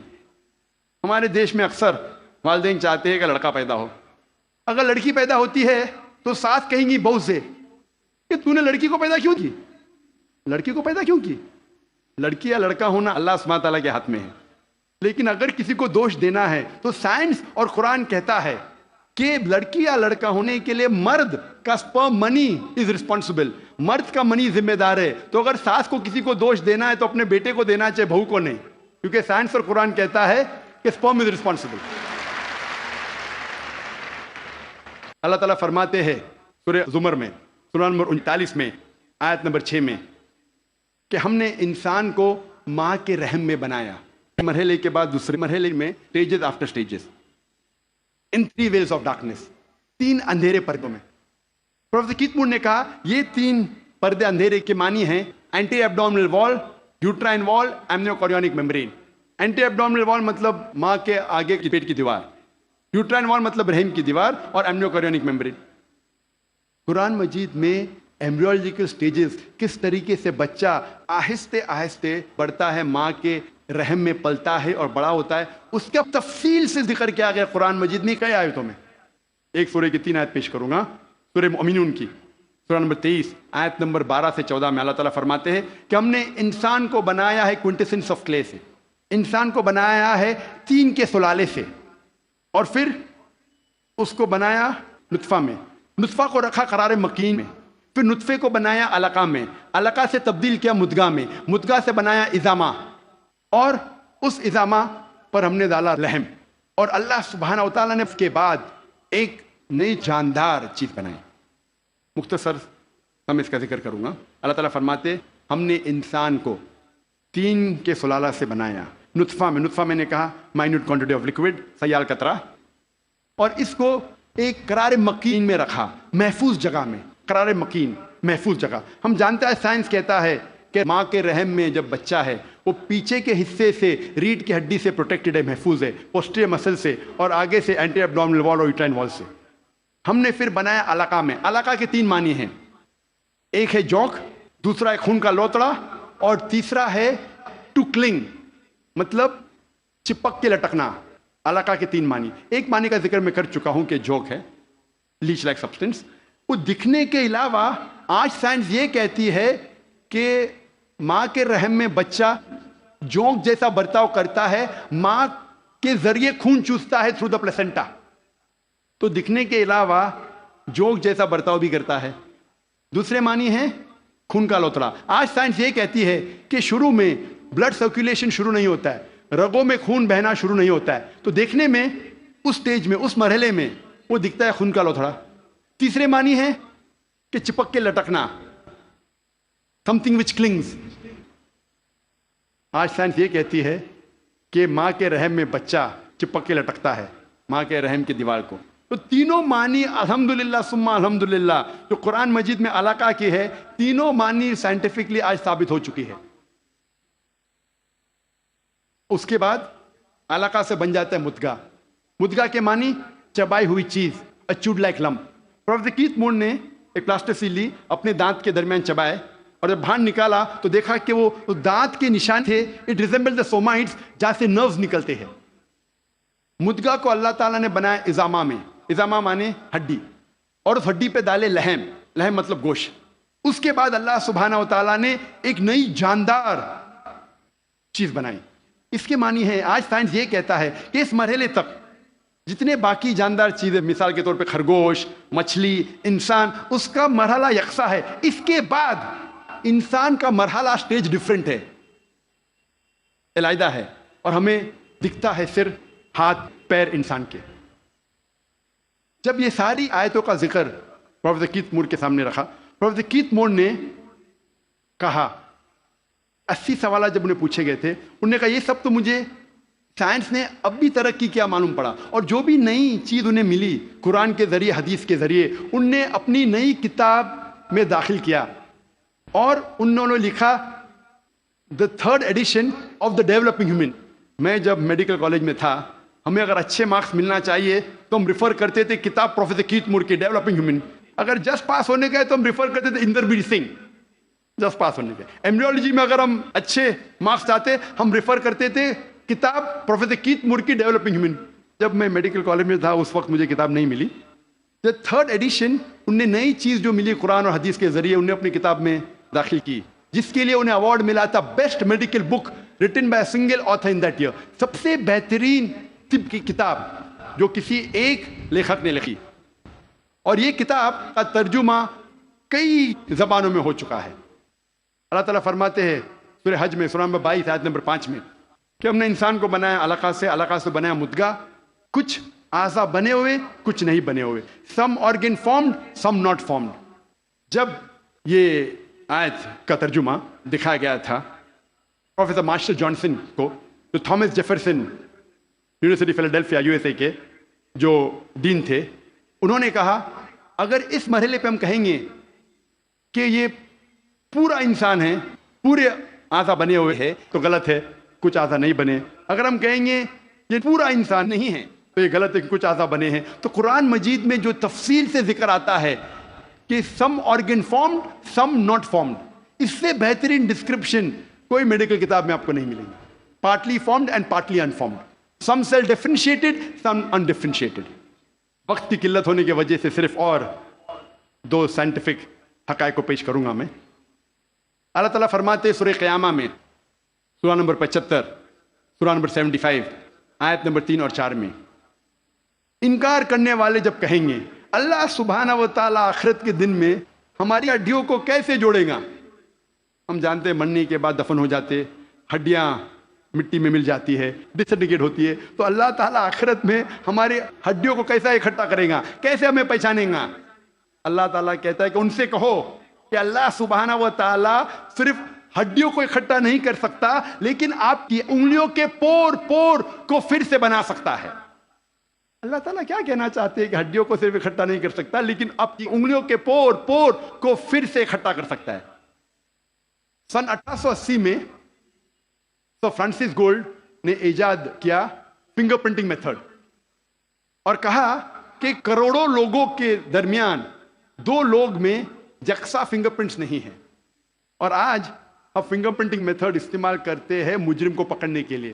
انٹرپول کرتی ہے, پولیس کرتی ہے, CID, FBI, CIA, جاننے کے لیے مجرم کون ہے. جو 1880 میں ہم نے جانا, 130 سال پہلے, 1400 سال پہلے قرآن میں لکھا ہے. ہڈیوں کو تو چھوڑو, ہم آپ کی انگلیوں کے پور کو اکٹھا کر سکتے ہیں.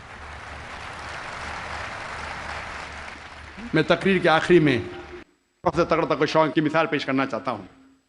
ہم طبیب پہلے یہ سمجھتے تھے کہ درد کا احساس کرنے کے لیے دماغ کافی ہے, brain is sufficient for realising the pain. ابھی سائنس ترقی کرنے کے بعد ہمیں پتہ لگتا ہے کہ چمڑیوں میں پین ریسپٹرز ہے, درد کا احساس کرنے کے آلہ ہے, ریسپٹرز ہے, جو بہت ضروری ہے درد کا احساس کرنے کے لیے, جس کے بنا انسان درد کا احساس نہیں کر سکتا. اسی لیے جب کوئی انسان جل جاتا ہے, جب کوئی انسان زخمی ہو جاتا ہے جلنے کی وجہ سے, اور ڈاکٹر کے پاس جاتا ہے, ڈاکٹر ایک سوئی لیتا ہے اور اس جلے ہوئے حصے کو چبوتا ہے. اگر مریض کو درد ہوتا ہے, ڈاکٹر خوش ہے, pain receptors intact, pain receptors محفوظ ہے. اگر مریض کو درد نہیں ہوتا ہے, ڈاکٹر کو افسوس ہوتا ہے, پین ریسپٹرز ختم ہو چکے ہیں, مر چکے ہیں. آج ہمیں پتا چلا کہ پین ریسپٹرز بھی ضروری ہے درد کا احساس کرنے کے لیے. قرآن مجید میں کہا گیا ہے سورہ نساء میں, سورہ نمبر 4 آیت نمبر 56 میں, آیت نمبر 56 میں, جو لوگ ہماری نشانیوں کا انکار کرتے ہیں ان لوگوں کو ہم آخرت میں آگ میں ڈالیں گے, اور جتنی بار ان کی چمڑیاں جلیں گی اتنی بار ہم ان کو نئی چمڑی دیں گے تاکہ وہ درد کا احساس کر سکے.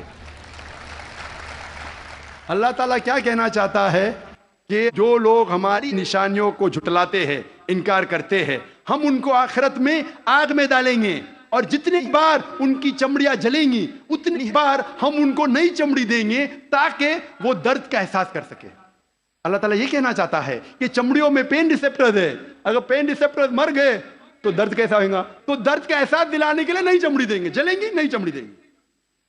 پروفیسر تغرا تقشون وہ ڈین ہیں ایک میڈیکل کالج کے, یونیورسٹی تھائی لینڈ میں, اور انہوں نے کئی سال بتائے پین ریسپٹرز پہ تحقیق کرنے میں. جب ان کو یہ ترجمہ دیا قرآن مجید کی آیت کا, انہوں نے کہا یہ ممکن ہی نہیں ہے, یہ کتاب 1400 سال پہلے پین ریسپٹرز کے بارے میں ذکر کر رہی, ہم نے تو آج ہی نہیں جانا. وہ ماننے سے انکار کیے. پھر اس کے بعد جب تحقیق کی, دوسرے سائنٹسٹ, سائنسداں سے چیک کیا کہ ترجمہ صحیح تھا, اتنے متاثر ہوئے کہ 8ویں کانفرنس ریاض میں, سائنٹیفک سائنس آف قرآن میں, اس کانفرنس کے بیچ ہی پروفیسر تغرا تقشون نے شہادت دی اور کہا لا الہ الا اللہ محمد رسول اللہ, نہ کوئی معبود اللہ کے علاوہ, اور اس کے آخری پیغمبر محمد صلی اللہ علیہ وسلم میں. وآخر دعوانا الحمدللہ رب العالمین. جزاک اللہ ڈاکٹر ذاکر نائک صاحب. ہم ان سے معلوماتی تقریر سماعت کر رہے تھے. سائنس کی ترقیات کو دیکھ کر لوگوں نے محسوس کیا کہ اب تو مذہب کا جنازہ نکل جائے گا, وہ بے نام و نشان ہو جائے گا. لیکن ہم نے سنا اور ہمیں معلوم ہوا کہ سائنس نے مذہب کو مزید طاقت پہنچائی. غالب نے اس پر ایک شعر کہا تھا کہ تھی خبر گرم کے اڑنگے پرزے, تھی خبر گرم کے غالب کے اڑنگے پرزے, دیکھنے ہم بھی گئے تھے پر تماشا نہ ہوا. لوگ سوچتے تھے کہ مذہب کا جنازہ نکل جائے گا سائنس آنے کے بعد, لیکن کوئی تماشا نہیں ہوا, بلکہ سائنس نے مذہب کو مزید طاقت پہنچائی اور مزید تائید کیے. اب ہم اس اجلاس کے دوسرے سیشن کی شروعات کرتے ہیں. یہ سوال و جواب کا سیشن ہے جس میں آپ مقرر سے سوال کر سکتے ہیں اور مقرر انشاءاللہ آپ کے سوالات کے جوابات دیں گے. اس سوال و جواب کے سیشن کو دلچسپ اور کامیاب بنانے کے لیے کچھ قواعد و اصول کا خیال رکھنا ہم میں سے ہر ایک کے لیے ضروری ہے. سوالات کرنے والوں کے لیے 3 مائک کا انتظام کیا گیا ہے. ایک مائک میرے بائیں جانب یعنی اسٹیج کے بائیں طرف, اور ایک مائک سینٹر میں بیچ کی طرف, اور ایک مائک خواتین کے شعبے میں رکھا گیا ہے. ہر سوال کرنے والے یا سوال کرنے والی کے لیے ضروری ہے کہ سب سے پہلے اپنا نام اور پیشہ یعنی پروفیشن بتائیں. سوال کرنے میں غیر مسلم بھائیوں کو ترجیح دی جائے گی, ان کو پہلے موقع دیا جائے گا, اور انہیں اسلام کے متعلق سوال کرنے کی پوری آزادی حاصل ہوگی. سوال کرنے میں اختصار سے کام لیں, چھوٹا سوال کریں. کوشش یہ کریں کہ سوال سے پہلے کوئی بات چیت نہ ہو, کوئی لمبی گفتگو نہ ہو, بلکہ نام اور پروفیشن بتا کر، پیشہ بتا کر فوراً سوال شروع کر دیں۔ ہمارے مسلم بھائیوں سے گزارش ہے کہ ان کے سوالات ٹاپک اور عنوان سے متعلق ہوں۔ آج کی تقریر کا عنوان ہے، ٹاپک ہے قرآن اور جدید سائنس۔ اختلافی اور فقہی سوالات کرنے کی بالکل اجازت نہیں دی جائے گی۔ ایک وقت میں ایک ہی سوال کی اجازت ہوگی، دوسرے سوال کے لیے پھر قطار میں کھڑا ہونا پڑے گا۔ اگر سوال غیر ضروری ہوا تو اسے رد کرنے کا مجھے پورا اختیار حاصل ہوگا۔ مجھے امید ہے کہ آپ حضرات ان اصولوں کو سامنے رکھتے ہوئے سوال و جواب کے اس دلچسپ سیشن کو کامیاب بنانے میں ہماری ہر طرح سے مدد کریں گے۔ مائک نمبر 1 میں اگر کوئی غیر مسلم بھائی ہو تو میں والنٹیئر حضرات سے گزارش کروں گا کہ وہ ان کو موقع دیں۔ Dilip Kalantri, I am a businessman. میرے کافی مسلم فرینڈس تھے، وہ اکثر کہتے تھے مجھے کہ اسلام میں بیچ سے دھندا، مطلب پیسہ لے کے دھندا کرنا غلط ہے۔ مجھے اکثر وچار آتا تھا کہ یہ کیسے ڈیولپمنٹ ہوگا، لیکن آج کا پریزنٹ سینیریو پورے دنیا کا دیکھتے ہوئے ایک ماننا پڑ رہا ہے کہ جس نے اپنا گھر گروی رکھ کے قرض لیا اور پروفٹ جس میں ملتا ہے اس شیئر بازار میں لگایا، ان کا گھر بھی تباہ ہو گیا۔ یہ جو سائنس آج آپ نے بتایا کہ اسلام ایک سائنس ہے، جیسے سائنس کے اوپر بھی کام کرتا ہے، تو یہ جو بات انہوں نے آج کے 1400 سال پہلے اگر کہی ہوگی کہ بیاج لینا غلط ہے، حرام ہے، اس کے پیچھے اس کی کیا فلسفی تھی، یہ میں جاننا چاہوں گا سر۔ بھائی صاحب نے بہت اچھا سوال پوچھا کہ اسلام میں ان کے بہت سے دوست، مسلمان دوست کہتے ہیں کہ بیاج لینا حرام ہے۔ وہ یہ نہیں جانتے تھے کیوں حرام ہے، لیکن ابھی پتہ چلا کہ جو دنیا کی حالت ہے اکنامک میلٹ ڈاؤن میں، وہ جاننا چاہتے ہیں کیوں یہ حرام ہے۔ اور قرآن مجید میں کم سے کم 8 جگہ لکھا ہے بیاج کے بارے میں۔ تو بیاج لفظ ہے عربی میں ربا، سورہ نساء میں، سورہ عمران میں، اور کہا گیا ہے سورہ بقرہ میں سورہ نمبر 2 آیت نمبر 278 اور 279 میں کہ آپ بیاج سے دور ہو، اور جو کوئی بیاج سے دور نہیں ہوگا اللہ اور اللہ کے رسول ان پر اعلان جنگ کریں گے۔ بیاج اتنی بری بات ہے، گناہ کبیرہ ہے، اور گناہ کبیرہ میں امام الذہبی نے اسے 11ویں نمبر پہ رکھا، 70 گناہ کبیرہ میں 11ویں نمبر پہ رکھا۔ بھائی صاحب پوچھے کیوں برا ہے؟ کیونکہ بیاج سے امیر آدمی اور امیر ہوتا ہے، غریب آدمی اور غریب بنتا ہے۔ امیر آدمی اور امیر ہوتا ہے، غریب آدمی اور غریب بنتا ہے۔ عام طور پہ آپ جب لون لینے جائیں گے تو غریب آدمی کو لون کا ملتا ہے، اور امیر آدمی بتائے گا میرے پاس یہ، میرے پاس وہ ہے، تو اس کو لون ملتا ہے۔ تو امیر اور امیر بنتا ہے، غریب اور غریب بنتا ہے۔ اسی لیے قرآن میں سورہ الحشر میں سورہ نمبر 59 آیت نمبر 7 میں اللہ تعالیٰ فرماتے کہ زکوٰۃ دو تاکہ دولت انسانوں کے بیچ گھومے، صرف امیروں میں نہیں رہے۔ اور بیاج سے کیا ہوتا ہے؟ ان اسلامک فلسفی ہم کہتے ہیں پروفٹ اینڈ لاس شیئرنگ، منافع اور نقصان کو ہم بانٹیں گے۔ منافع اور نقصان بانٹنے سے پوری اکنامی ترقی کرتی ہے، اور بیاج سے آپ بینک میں بیاج لیتے ہیں، منافع یا نقصان 8%، 10%، 12% آپ کو دینا ہی دینا، نقصان یا منافع۔ لیکن آپ دیکھتے شیئرنگ آف دا رسپانسبلٹی، اگر نقصان ہوا تو ہم نقصان شیئر کریں گے، پروفٹ ہوا پروفٹ شیئر کریں گے۔ بیاج میں کیا ہوتا ہے؟ مثال کے طور پہ بینک میں، میں ایک لمبی تقریر دے چکا ہوں اس پہ، ابھی وقت نہیں ہے، صرف یہ بولوں گا کہ بیاج میں کیا ہوتا ہے۔ مثال کے طور پہ بینک اے کے پاس سپوز 100 روپیہ ہے، وہ بینک بی کو 10 روپیہ رکھ کے 90 روپیہ دیتی ہے بینک بی کو، بینک بھی اس میں سے 9 روپیہ رکھتا ہے، باقی کا 90% دیتا ہے بینک سی کو، بینک سی 10% رکھتی، 90% دیتی ڈی کو، ڈی دیتا ای کو۔ تو لوگ کہتے ہیں مارکیٹ میں ہزاروں روپے ہے کتنے؟ 100 روپیہ۔ تو آج کی تحقیق کہتے ہیں مارکیٹ میں فلوٹ ہو رہا ہے $6 ٹریلین، ہے تو کچھ نہیں، بہت کم فلوٹ ہو رہا ہے $6 ٹریلین۔ ایک جن بیٹھتا ہے سب لوگ بیٹھنے شروع ہوتے۔ لیمین بردرز، کون سوچ سکتا تھا کہ لیمین بردر نمبر 1 بیٹھ جائے گا، اس کے بعد سٹی گروپ، ایک بیٹا سب بیٹھتے گئے پوری دنیا میں ایک کے بعد ایک۔ تو کیونکہ it doesn't improve the society. Islamic بے کے اندر جانچ پڑتال ہوتی، کس کو لون دینا کس کو نہیں دینا، پروفٹ اینڈ لاس شیئرنگ ہے۔ سن 1980 میں بینک فنڈ کرتی تھی گیملنگ ڈین کو، شراب کھانے کو، کامن ہو گیا۔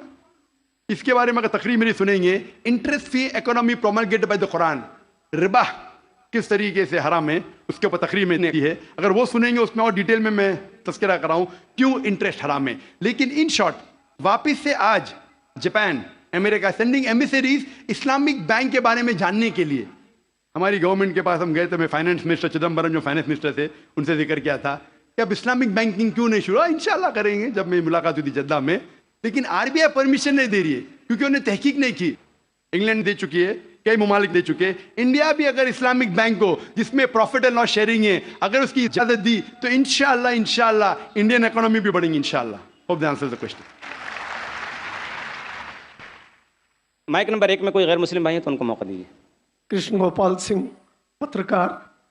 میں بدوان سری نائک صاحب سے یہ جاننا چاہوں گا کہ آج کے آتنکواد پر اسلام کا کیا نظریہ ہے؟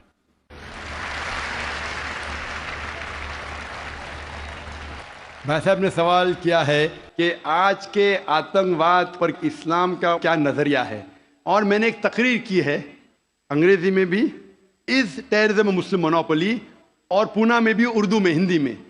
کیا آتنکواد مسلمان کی وراثت ہے؟ کہ اکثر لوگ سمجھتے ہیں آتنکواد مطلب مسلمان ہونا ضروری ہے. اور ایک کہاوت تھی کہ ہر مسلمان آتنکوادی نہیں، لیکن ہر آتنکواد مسلمان. تو اس جملے کی وجہ سے میں تقریر کی تھی، وقت کی قلت ہے ابھی. لیکن آپ نے کہا کہ آتنکواد پر اسلام کا کیا نظریہ ہے.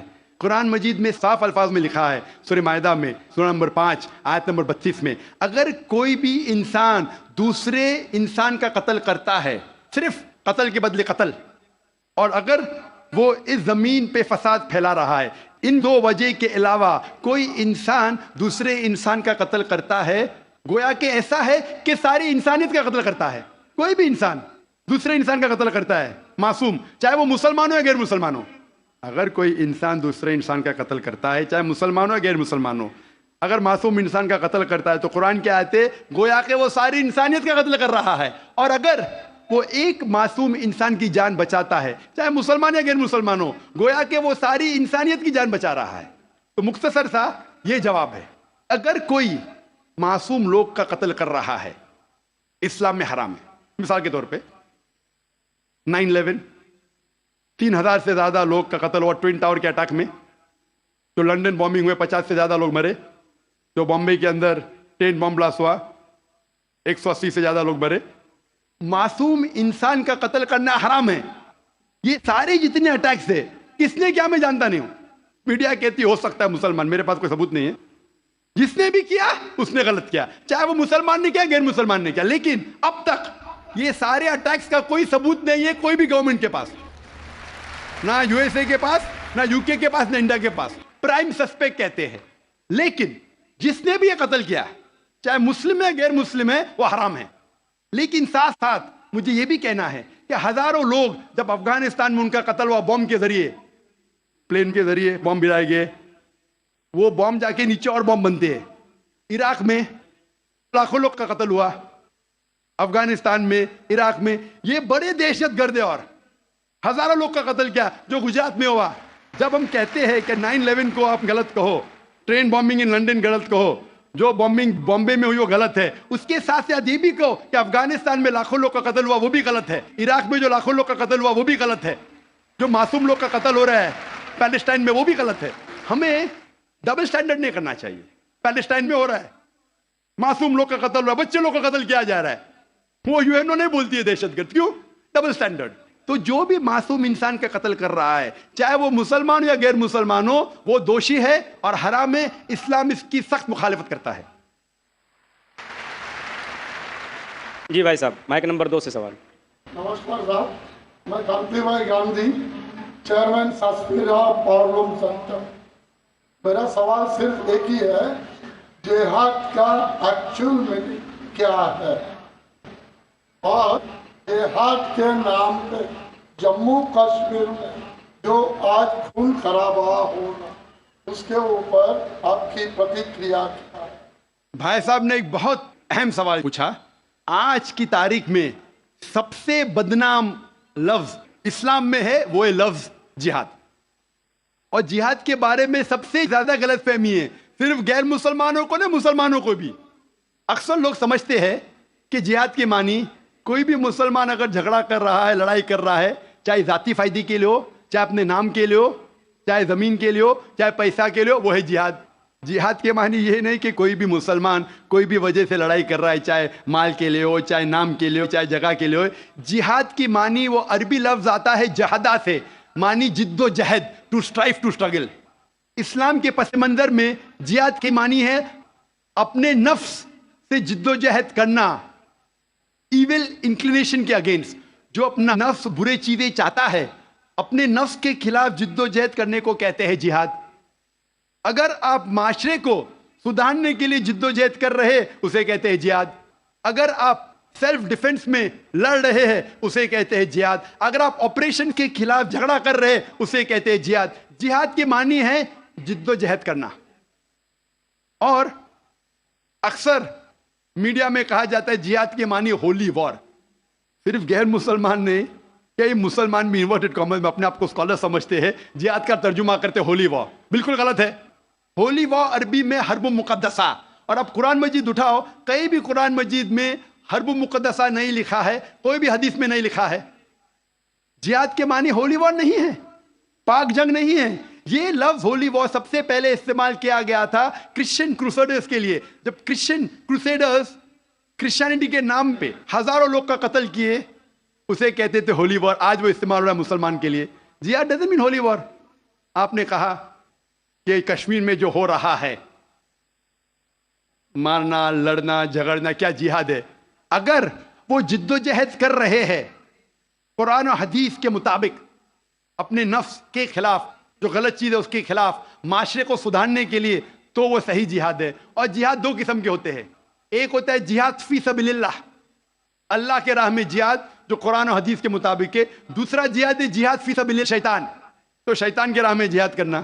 جد و جہد کر رہے معاشرے کو بگاڑنے کے لیے, اسے کہتے ہیں جہاد فی سبیل شیطان. ہر مسلمان کو کرنا چاہیے جہاد فی سبیل اللہ, جد و جہد قرآن اور صحیح حدیث کے مطابق.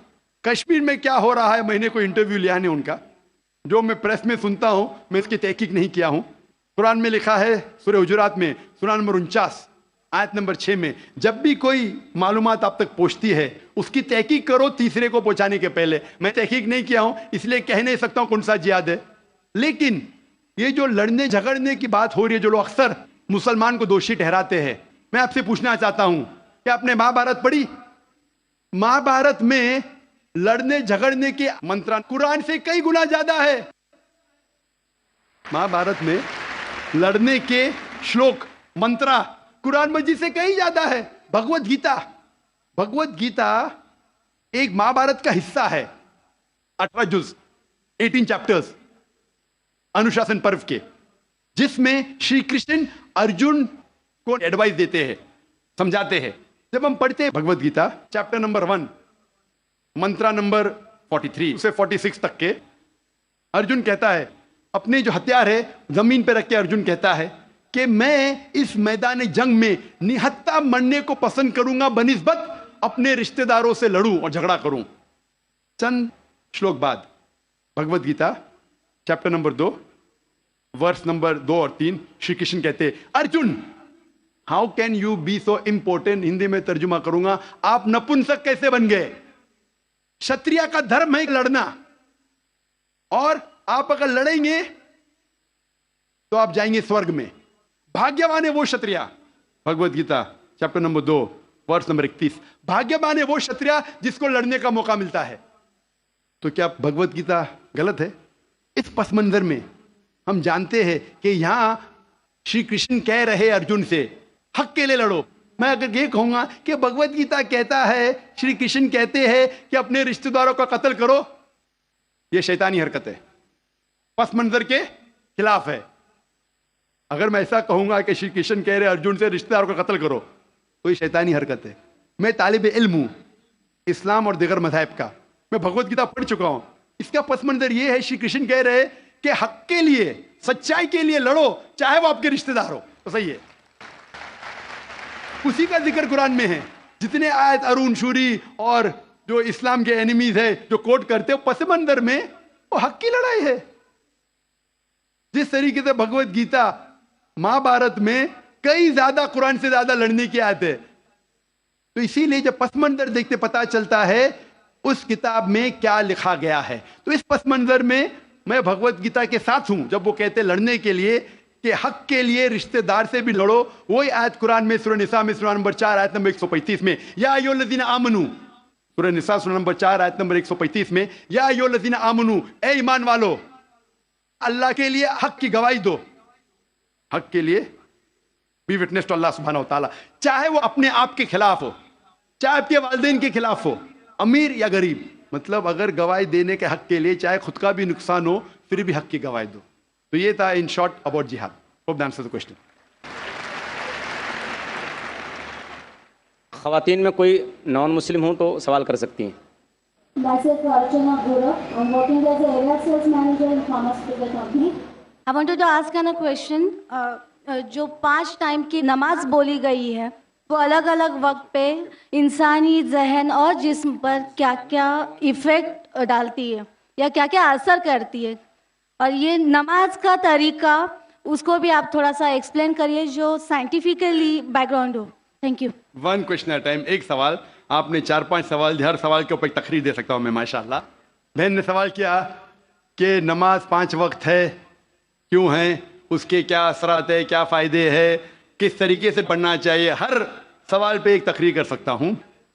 اللہ سبحانہ و تعالیٰ نے نماز مسلمانوں پہ فرض کیا ہے تاکہ جس طریقے سے ڈاکٹر کہتے ہیں کہ انسان کو اچھی صحت رکھنے کے لیے کم از کم 3 بار کھانا چاہیے، اسی طریقے سے اللہ سبحانہ و تعالیٰ ہمارے خالق ہے. اللہ نے کہا ہے کہ کم از کم 5 بار نماز پڑھو.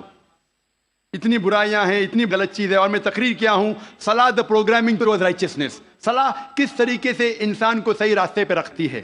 تو صحیح راستے پہ رکھنے کے لیے ہائی چانسز ہے، ہائی پاسبلٹیز ہے، امکانات ہے کہ ہم اتنی برائی دیکھتے ہیں we can get deprogrammed. تو ری پروگرام کرنے کے لیے کم از کم 5 وقت ضروری ہے انسان کو نماز پڑھنے کے لیے. اس کے کیا فائدے ہیں؟ کئی سینکڑوں فائدے ہیں. وقت کی قلت ہونے کی وجہ سے چند فائدے بیان کروں گا. We can give a lecture only on the scientific benefits. آج سائنس کہتی ہے کہ جب ہم صلاح پڑھتے ہیں سب سے بہترین جو صلاح کا پوسچر ہے وہ ہے سجود، سجدہ. اسی لیے قرآن مجید میں 92 ٹائمز سجدہ کا ذکر ہے، سب سے بہترین. اور آج سائنس یہ کہتی ہے دا ہائی پاسبلٹیز آف چلبینز، منہ کی بیماری آ سکتی ہے. جب ہم سجدہ کرتے ہیں تو extra flow of blood supply into the face, اور خون دوڑتا ہے منہ کی طرف. Less chances of having chilblain ہونے کے امکانات کم ہیں. اگر کوئی انسان کو بیماری ہے سائنسائٹس کی، جب ہم سجدہ کرتے ہیں the sinuses flow out, ethmoidal sinus, frontal sinus, maxillary sinus, یہ سب ڈرین ہوتا ہے.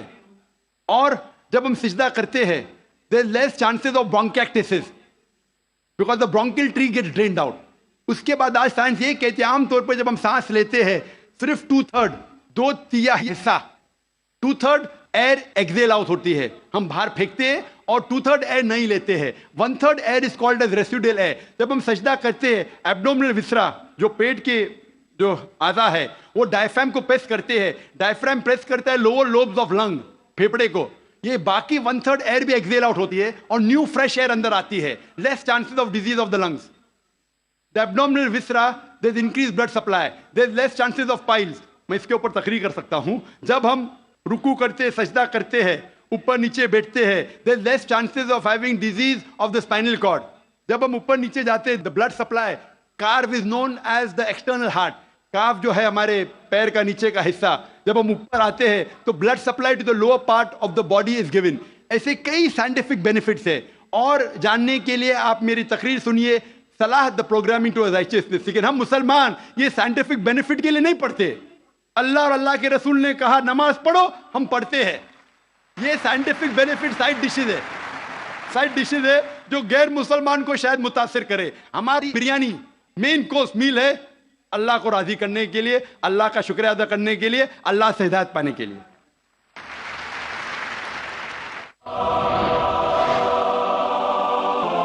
مائک نمبر 1 میں جی بھائی صاحب. Brother, my name is Stanish Gill. I am a businessman, and I should say that it's a privilege and honor to stand in front of you and talk to you. Brother, I am a Christian believer. Now, with my limited understanding, what I understand is there are major similarities between both of the religion, but at the very same time, there are some differences. Like in Islam, Jesus Christ is not given the same kind of importance what we give, like he has been treated as normal prophet. This is my limited understanding. what I wanted to understand, the major difference is we give more importance to Jesus Christ. After God, we believe in God, Father, Son, and the Holy Spirit. Now we believe in Jesus. We give him more importance than other prophet, and we give importance to Holy Spirit. Now, in Jesus Christ, we all know that Jesus Christ was born miraculously. And if I have to take what I've heard from you in your TV serial, like his entry and exit was miraculous. He did so many miracles when he was there, and he will be back in the judgment day. So why in Islam he has not been given the same importance, and Holy Spirit is not given importance? भाई साहब का सवाल है कि इस्लाम और ईसाईयत में कई इख्तिलाफियत है, लेकिन इख्तिलाफ भी है. एक इख्तिलाफ ये है कि हम ईसा अलैहिस्सलाम को और तरजीह देते हैं मुसलमान से ज़्यादा, और हम मानते हैं खुदा का बेटा है और खुदा भी है, मानते हैं ट्रिनिटी में, लेकिन मुसलमान उसे आम पैगंबर मानते हैं. और कुरान में जब कहा गया है कि उन्हें कई चमत्कार किए, कई मोजज़ा किए, मोजज़ा के ज़रिए पैदा हुए, मुर्दों में जान डाली, तो उन्हें आम पैगंबर क्यों मानते हैं? सवाल का जवाब देने के पहले मैं ये कहना चाहता हूँ कि इस्लाम एक वाहिद गैर ईसाई मज़हब है जिसके मानने वालों को फ़र्ज़ है कि ईसा अलैहिस्सलाम में मानो. अगर कोई मुसलमान ईसा अलैहिस्सलाम को नहीं मानता तो मुसलमान हो ही नहीं सकता. हर मुसलमान के लिए फ़र्ज़ है कि वो ईसा अलैहिस्सलाम में माने. हम ये मानते हैं कि वो अल्लाह सुब्हानहू व तआला के भेजे हुए एक अजीम पैगंबर थे. आम पैगंबर ने, हदीस में जिक्र आता है कि 5 अजीम पैगंबर है, उनमें से एक है ईसा अलैहिस्सलाम. आम पैगंबर नहीं. ईसा अलैहिस्सलाम अल्लाह सुब्हानहू व तआला के भेजे हुए एक अजीम पैगंबर थे, और हम मानते हैं कि ईसा अलैहिस्सलाम मसीहा थे, ट्रांसलेटेड क्राइस्ट. हम ये मानते हैं कि वो चमत्कार के जरिए, मोजज़ा के जरिए, विदाउट एनी मेल इंटरवेंशन पैदा हुए, बिना बाप के पैदा हुए. हम ये मानते हैं कि ईसा अलैहिस्सलाम ने मुर्दों में जान डाली अल्लाह की मदद से. हम ये मानते हैं कि ईसा अलैहिस्सलाम ने अंधों को रोशनी दी और जो लोग को कोढ़ था उन्हें सही किया अल्लाह की मदद से. मुस्लिम और ईसाई एक साथ जा रहे. भाई साहब ने सही कहा. जब एक साथ जा रहे हैं तो इख्तिलाफ क्यों? सबसे अहम इख्तिलाफ ये है कि कई ईसाई ये समझते हैं कि ईसा अलैहिस्सलाम खुदा है या खुदा का बेटा है, जो हम मुसलमान इसे हरगिज नहीं मानते. जब कहते हैं God, son of God, they believe in Trinity, खुदा को, खुदा का बेटा को, होली स्पिरिट को, लेकिन ये मानते हैं कि ईसा अलैहिस्सलाम खुदा है. ये एक अहम इख्तिलाफ है. छोटा इख्तिलाफ और है. सबसे अहम इख्तिलाफ है कि ईसा अलैहिस्सलाम खुदा का बेटा है. जब आप बाइबल पढ़ेंगे, मैं तालिब इल्म हूँ जिक्र मज़हब का, मैं बाइबल पढ़ चुका हूँ. बाइबल में एक भी वर्स नहीं है जिसमें साफ तौर पर बिना कोई शक, बिना कोई शुबा लिखा हुआ है जहाँ ईसा अलैहिस्सलाम खुद कहते हैं कि मैं खुदा हूँ या आप मेरी इबादत करो. अगर आप कोई भी बाइबल में से एक वर्स दिखा सके मुझे जहाँ ईसा अलैहिस्सलाम खुद कहते हैं कि मैं खुदा हूँ, बिना कोई शक के, बिना कोई शुबा के, और कहते हैं कि मेरी इबादत करो, मैं क्रिश्चियन बनने को तैयार हूँ आज ही. मैं बाकी मुसलमानों के तरफ से बात नहीं कर रहा हूँ, वो इस्लाम और दिगर मज़ाहिब के तालिब इल्म नहीं है. मैं अपने आप को, अपने सिर को कुर्बान करने को तैयार हूँ. अगर आप कोई भी बाइबल में से एक वर्स दिखाएं मुझे बिना शक के, बिना शुबा के, जहाँ ईसा अलैहिस्सलाम खुद कहते हैं कि मैं खुदा हूँ या मेरी इबादत करो, मैं ईसाई बनने को तैयार हूँ. जब आप बाइबल का मुताला करते में पता चलता है कि ईसा अलैहिस्सलाम खुद कह रहे हैं गॉस्पेल ऑफ जॉन में चैप्टर नंबर 14 वर्स नंबर 28 में, ईसा अलैहिस्सलाम खुद कहते हैं मैं father is greater then I, मेरे वालिद, मेरे खुदा मेरे से ज्यादा अजीम है. Gospel of John chapter number 10 verse number 29, my father is greater than all, खुदा सबसे ज्यादा अजीम है. Gospel of Matthew chapter number 12 chapter number 12 verse number 28, I cast out devils with the spirit of God, मैं शैतानों को भगाता हूं अल्लाह की मदद से. Gospel of Luke chapter number 11 verse number 20, I cast out devils with the finger of God, मैं अल्लाह की मदद से शैतानों को भगाता हूं. Gospel of John chapter number 5 verse number 30, I can of my own self do nothing, as I here I जज and my judgement is just, for I seek not my will but the will of my father. I can of my own self do nothing, मैं अपने आप कुछ नहीं कर सकता हूं. As I here I जज, जिस तरीके से मैं सुनता हूं उस तरीके से फैसला करता हूं. एज आई हियर आई जज and my judgement is just, for I seek not my will but the will of my father, क्योंकि मैं अपने आप से कुछ नहीं कहता हूं, जो खुदा चाहते वही करता हूं. अगर कोई भी इंसान ये कहता है कि जो खुदा चाहते मैं करता हूं, उसे अरबी में कहते हैं मुस्लिम. ईसा अलैहिस्सलाम मुस्लिम थे. انہوں نے کہیں بھی نہیں کہا کہ وہ عیسائی تھے. اب پورے بائبل میں ورڈ کرسچینٹی بائبل میں ہے ہی نہیں. پورے بائبل کی آپ چھان کرو, word Christianity not there in the Bible. ایک ورڈ ہے Christian in the book of acts. وہ لقب دیا گیا تھا عیسیٰ علیہ السلام کے ماننے والوں کو, کرسچین لقب. آپ آگے پڑھتے لکھا ہے گاسپل آف جان میں چیپٹر نمبر 14 میں ورس نمبر 24 میں, The words that you hear are not mine, but my Father who has sent me. جو آپ الفاظ سن رہے عیسیٰ علیہ السلام کہتے ہیں وہ میرے نہیں ہیں, وہ خدا کے ہیں. Gospel of John chapter number 17 verse number 3 میں, This is life eternal so that you may know there is one God and Jesus Christ whom thou hast sent. You may know this is life eternal. اور اب یہ جان لو خدا ایک ہے, اور عیسیٰ علیہ السلام کو اس خدا نے بھیجا. اور صاف الفاظ میں لکھا ہے بک آف ایکٹس میں چیپٹر نمبر 2 ورس نمبر 22 میں, Ye men of Israel, listen to this. Jesus of Nazareth, a man approved of God amongst you by wonders and miracles which God did by men, you are witness to it. اے اسرائیلو سنو, Jesus of Nazareth, Jesus تو نصارہ کے تھے, a man approved of God, ایک انسان ہے جس کو خدا نے چنا آپ کے بیچ, amongst you by wonders and miracles, اور اس کے ذریعے چمتکار دکھائے, معجزہ دکھائے. Wonders and miracles which God did by him, اور خدا نے ان کے ذریعے کیے. تو یہ صاف بائبل کہہ رہا ہے کہ عیسیٰ علیہ السلام ایک انسان تھے, عام نہیں تھے لیکن پیغمبر تھے, لیکن خدا نہیں تھے, اور جتنے بھی چمتکار معجزہ کیے وہ خدا نے ان کے ذریعے کیے. اب یہ سمجھ سکتے کہ یہ عیسائی لوگ کی غلط فہمی ہے کہ ان کے فادر, ان کے پریسٹ ان کو کہتے ہیں کہ عیسیٰ علیہ السلام خدا ہے.